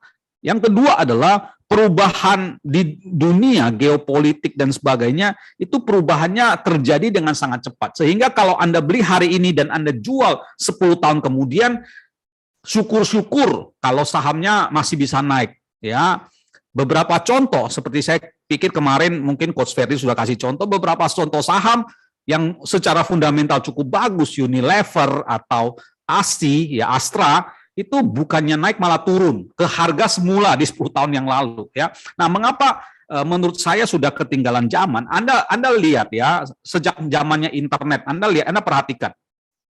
Anda lihat contoh paling simpel, handphone, ya. Kalau Anda ingat sekitar 20 tahun yang lalu, perusahaan handphone yang paling terkenal di dunia, Nokia, menguasai 80% perdagangan handphone seluruh dunia. Itu perusahaan kelas dunia, world class, ya. Perusahaan besar, Nokia, siapa yang nggak tahu, 20 tahun yang lalu, saya pikir mungkin semua teman-teman itu handphonenya semua Nokia, ya.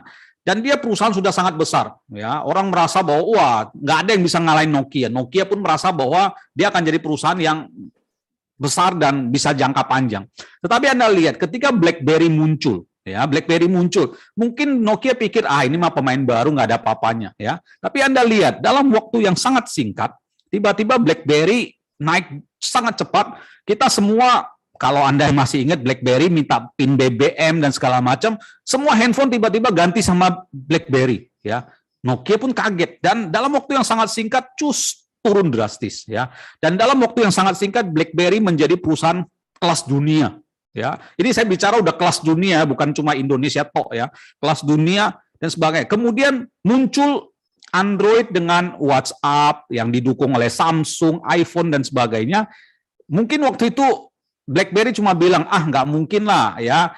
Mana ada orang mau handphone, Pak. Orang kalau mau teks segala macam itu mestinya ada touch-nya, masih bisa ngerasa touch-nya. Touchscreen susah lah untuk bisa ini, ya. Tapi ternyata dengan WhatsApp-nya dan sebagainya, sekarang siapa yang pakai BlackBerry? Ya, udah nggak ada. Itu artinya kalau Anda beli saham Nokia dan BlackBerry di 10 tahun yang lalu, hari ini Anda nangis Bombay, itu sudah nggak ada apa-apanya, ya.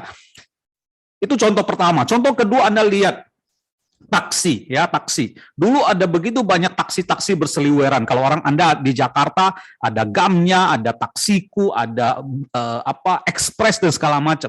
Ketika muncul Uber, kalau Anda ingat muncul Uber, kemudian diikuti oleh Grab, Gokar dan segala macam. Sekarang perusahaan-perusahaan taksi itu collapse semua, ya. Padahal dulu saya ingat Express itu cukup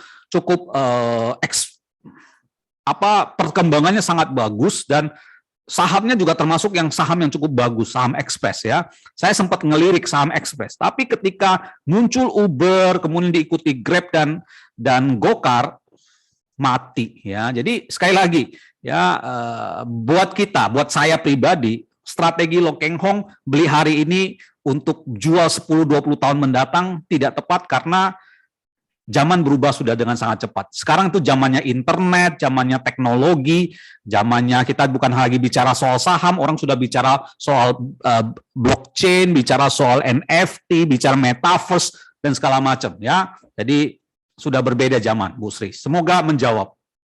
Jadi kalau beli bajai beli Mercy harga Avanza.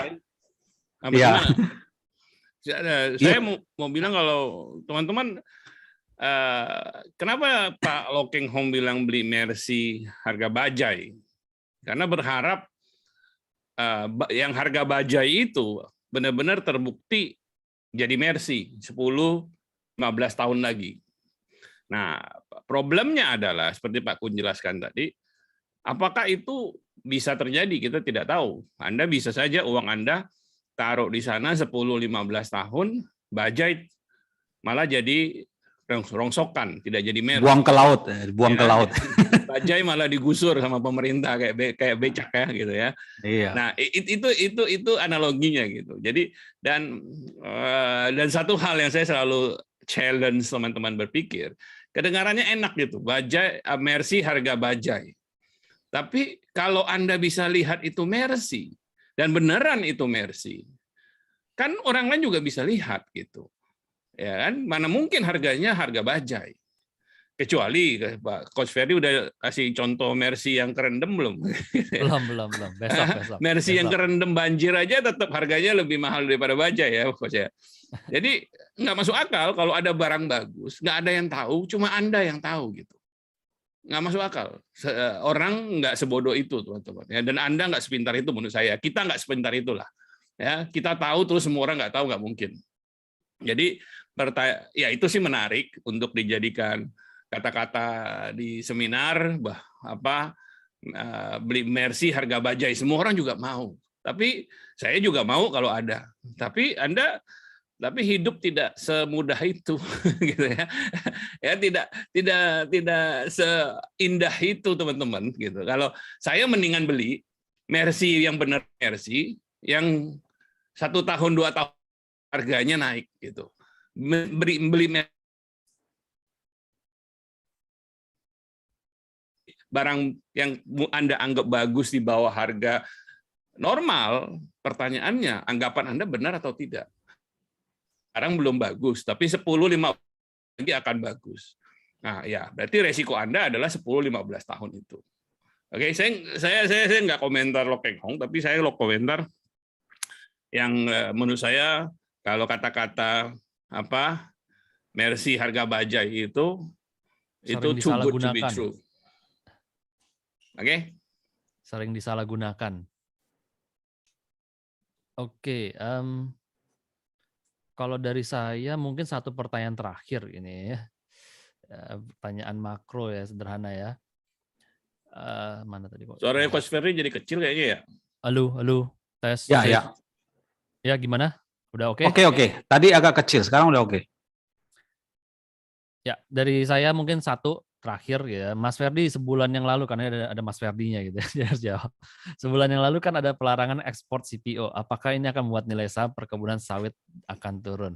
Kalau saya bilang Pak Men Andesta sudah diupdate, larangannya sudah dibuka. Jadi beritanya sudah uzur ya, Sekarang sudah dibuka lagi. Dan sebenarnya akan lebih pengaruh itu dampaknya terhadap harga CPO global yang mempengaruhi harga sawit sebenarnya. Itu yang akan lebih punya pengaruh besar. Silakan Pak Johan, Pak Kun, satu terakhir. Saya jawab pertanyaan terakhir juga deh. Pak Eka Saputra, apa setiap saham ada yang mengatur atau menjaga harga saham tersebut seperti bandar atau tergantung ekspektasi pasar saat itu? Ya. Well, kalau saham-saham dengan kapitalisasi kecil, ya mungkin ada ya. Tapi kalau Anda bicara soal saham-saham dengan kapitalisasi pasar besar, seperti BCA itu sekarang kapitalisasi pasar kalau saya nggak salah udah 900 triliun. Anda bayangkan siapa yang bisa menjaga saham BCA supaya dia nggak turun, ya? Anda butuh berapa ratus triliun untuk menjaga saham tersebut, ya. Misalnya contoh kayak kemarin ketika koreksi tajam, ketika BCA itu waktu pandemi ya tahun 2020 ya, ketika IHSG dari 6.200 turun sampai 3.000-an di bawah 4.000, itu BCA dari 4 jutaan dulu sebelum stock split. Stock split itu saham dipecah-pecah lebih kecil ya nilainya. Itu dari 4 jutaan, 4 juta sekian hampir 4,5 juta, itu turun sampai 2.200.000 satu lot. Ya. Siapa yang bisa menjaga? Nggak ada. Karena market caps-nya itu kuenya terlalu besar untuk ada orang yang jaga. Kalau Anda atau institusi mana yang punya ratusan triliun? Ada, tetapi pertanyaannya apakah mereka mau menjaga itu dengan ratusan triliun di sebuah saham? Ya, itu satu pertanyaan ya. Pertanyaan perusahaan-perusahaan yang besar seperti BCA 900 triliun, BRI 600-an triliun, kemudian Telkom 400-an triliun kalau saya nggak salah, itu susah dijaga. Tapi kalau Anda bicara saham-saham yang kecil dan sebagainya, mungkin karena itu transaksinya cuma, dalam saham angkanya kecil, angkanya miliaran, ya bisa Anda jaga. Misalnya 5 miliar, 10 miliar, ya Anda punya modal 5 miliar, Anda bisa jaga. Tapi kalau sudah sampai puluhan triliun, ratusan triliun, itu susah. Ya, semoga menjawab, Pak Eka. Oke. Oke, terakhir dari saya masih penasaran mau nyambung ini. Pak LKH pintar mencari yang sahamnya mispricing. Yang nyangkut juga banyak, dia nggak kasih tahu aja. Iya, enggak. Saya mau supaya teman-teman lebih punya knowledge gitu ya. Jangan hanya terima apa yang Anda baca di berita gitu. Karena berita ya pasti akan dibikin heboh, kalau enggak siapa yang baca gitu ya. Nah, Anda harus ingat bahwa LKH itu bukan investor retail seperti kita. Kalau dia beli saham, dia tidak beli di pasar reguler. Dia akan masuk ke pasar nego, ya kan? Karena dia belinya banyak gitu. Kalau dia beli langsung namanya tercatat tuh sebagai pemegang saham di atas 5%, gitu kan? Karena Anda bisa bayangkan bahwa harga yang Anda dapat di pasar sama yang dia beli di pasar itu berbeda. Satu. Kedua, kalau dia begitu beli saham, dia punya pengaruh untuk pembuatan keputusan manajemen. Orang yang pemegang saham besar gitu kan, dia mau ngomong dapat ini arah bisnisnya mau dikemanain, apa yang kurang, tolong kasih tahu saya informasi yang, bahkan sebelum dia beli dia mau tahu, mau selidiki perusahaannya dan sebagainya pun dia bisa. Anda tidak punya, kita tidak punya privilege itu, oke? Karena apa? Karena kita retail. Oke, nah ketiga, dia nggak perlu untung dari harga saham yang naik, dapat dividen aja udah cukup banget gitu, karena dividennya sangat besar dari saham yang dia pegang. Oke, keempat, ya Pak Lo Keng Hong hidupnya sangat hemat. Ini penting juga dijelaskan ya, karena kita kenal yang kenal dekat dengan Pak Lo Keng Hong yang cerita Pak Lo Keng Hong itu mobilnya butut loh, Anda tahu? Jadi bawa pergi satu kali kasih seminar, pulang mobilnya mogok, katanya nggak bisa pulang. Nah, Anda ya. Merci sih bro, merci. Udah tahun berapa gitu ya. Nah, ini pengaruh juga kan. Anda perlu, maksudnya dengan uang sebanyak itu dan kebutuhan gaya hidupnya sangat sederhana, tentu kan makin compounding gitu ya, dipakai untuk beli saham. Jadi dividen yang dia dapat udah jelas cukup banget gitu. Jadi teman-teman tolong bedakan ya, keadaan kita berbeda, kita nggak bisa pakai strategi yang sama. Oke, kalau Anda harus lihat keadaan Anda seperti apa. Nah, kenapa kita juga ajarkan active investing ini? Karena ini yang Anda nggak sanggup lah sebagai retail nunggu belasan tahun gitu. Jadi itu perlu dicatat ya. Ini insight sehingga teman-teman jangan hanya baca di berita semua bagus, ya berita pasti bagus gitu. Berita pasti indah, berita pasti heboh. Sebab kalau nggak heboh siapa yang baca gitu ya. Oke. Thank you, selamat malam. Yes. Paul, silakan. Oke, mungkin penutup dari saya sama kemarin kan saya jelasin kan tentang value investing, strategi investasinya Warren Buffett. Ya, Pak Lo Keng Hong kan juga sama value investing. Jadi kalau buat mereka itu mereka nggak pusing harga saham naik dan turun. Mereka yang pusingin ada dividend yield ya. Dengan saya invest segini saya dapat dividend yieldnya berapa persen ya buat supaya dapat duit gitu ya. Jadi nggak pusing. Kemarin juga kalau teman-teman nonton Berkshire Hathaway punya annual tahunan ya, rapat tahunan, ditanya tentang Bitcoin ya Warren Buffett. Ya Warren Buffett bilang gini, kalau ada orang nawarin saya seluruh farm ya, pertanian di Amerika, saya dikasih 1% aja, saya berani tulis cek saat ini juga 25 miliar US dollar. Kalau ada orang yang bilang saya punya properti di seluruh Amerika dan kasih saya 1% gitu ya, saya berani bayar cek 25 miliar US dollar kasih dia. Tapi kalau ada yang bilang saya punya semua Bitcoin di dunia, dan dia mau kasih suruh saya $25 pun saya nggak mau beli. Karena buat apa? Saya nggak bisa apa-apain ini aset nggak produktif. Yang bisa saya lakukan adalah jual lagi ke orang lain. Jadi cara berpikir dia bukan trading, ya, tapi invest in produktif aset. untuk dapetin dividen, untuk dapetin penghasilan. Nah, jadi yang mereka pusingin ketika invest di sebuah perusahaan adalah perusahaan ini untung nggak dan bertumbuh nggak keuntungannya. Kalau perusahaannya tiap tahun keuntungan bertumbuh, itu yang prinsipnya. So, back lagi ke slide pertama saya, materi hari ini, kalau teman-teman udah panjang lebar nih pusing kali tinggi, ingat satu, investlah di perusahaan yang untung dan bertumbuh.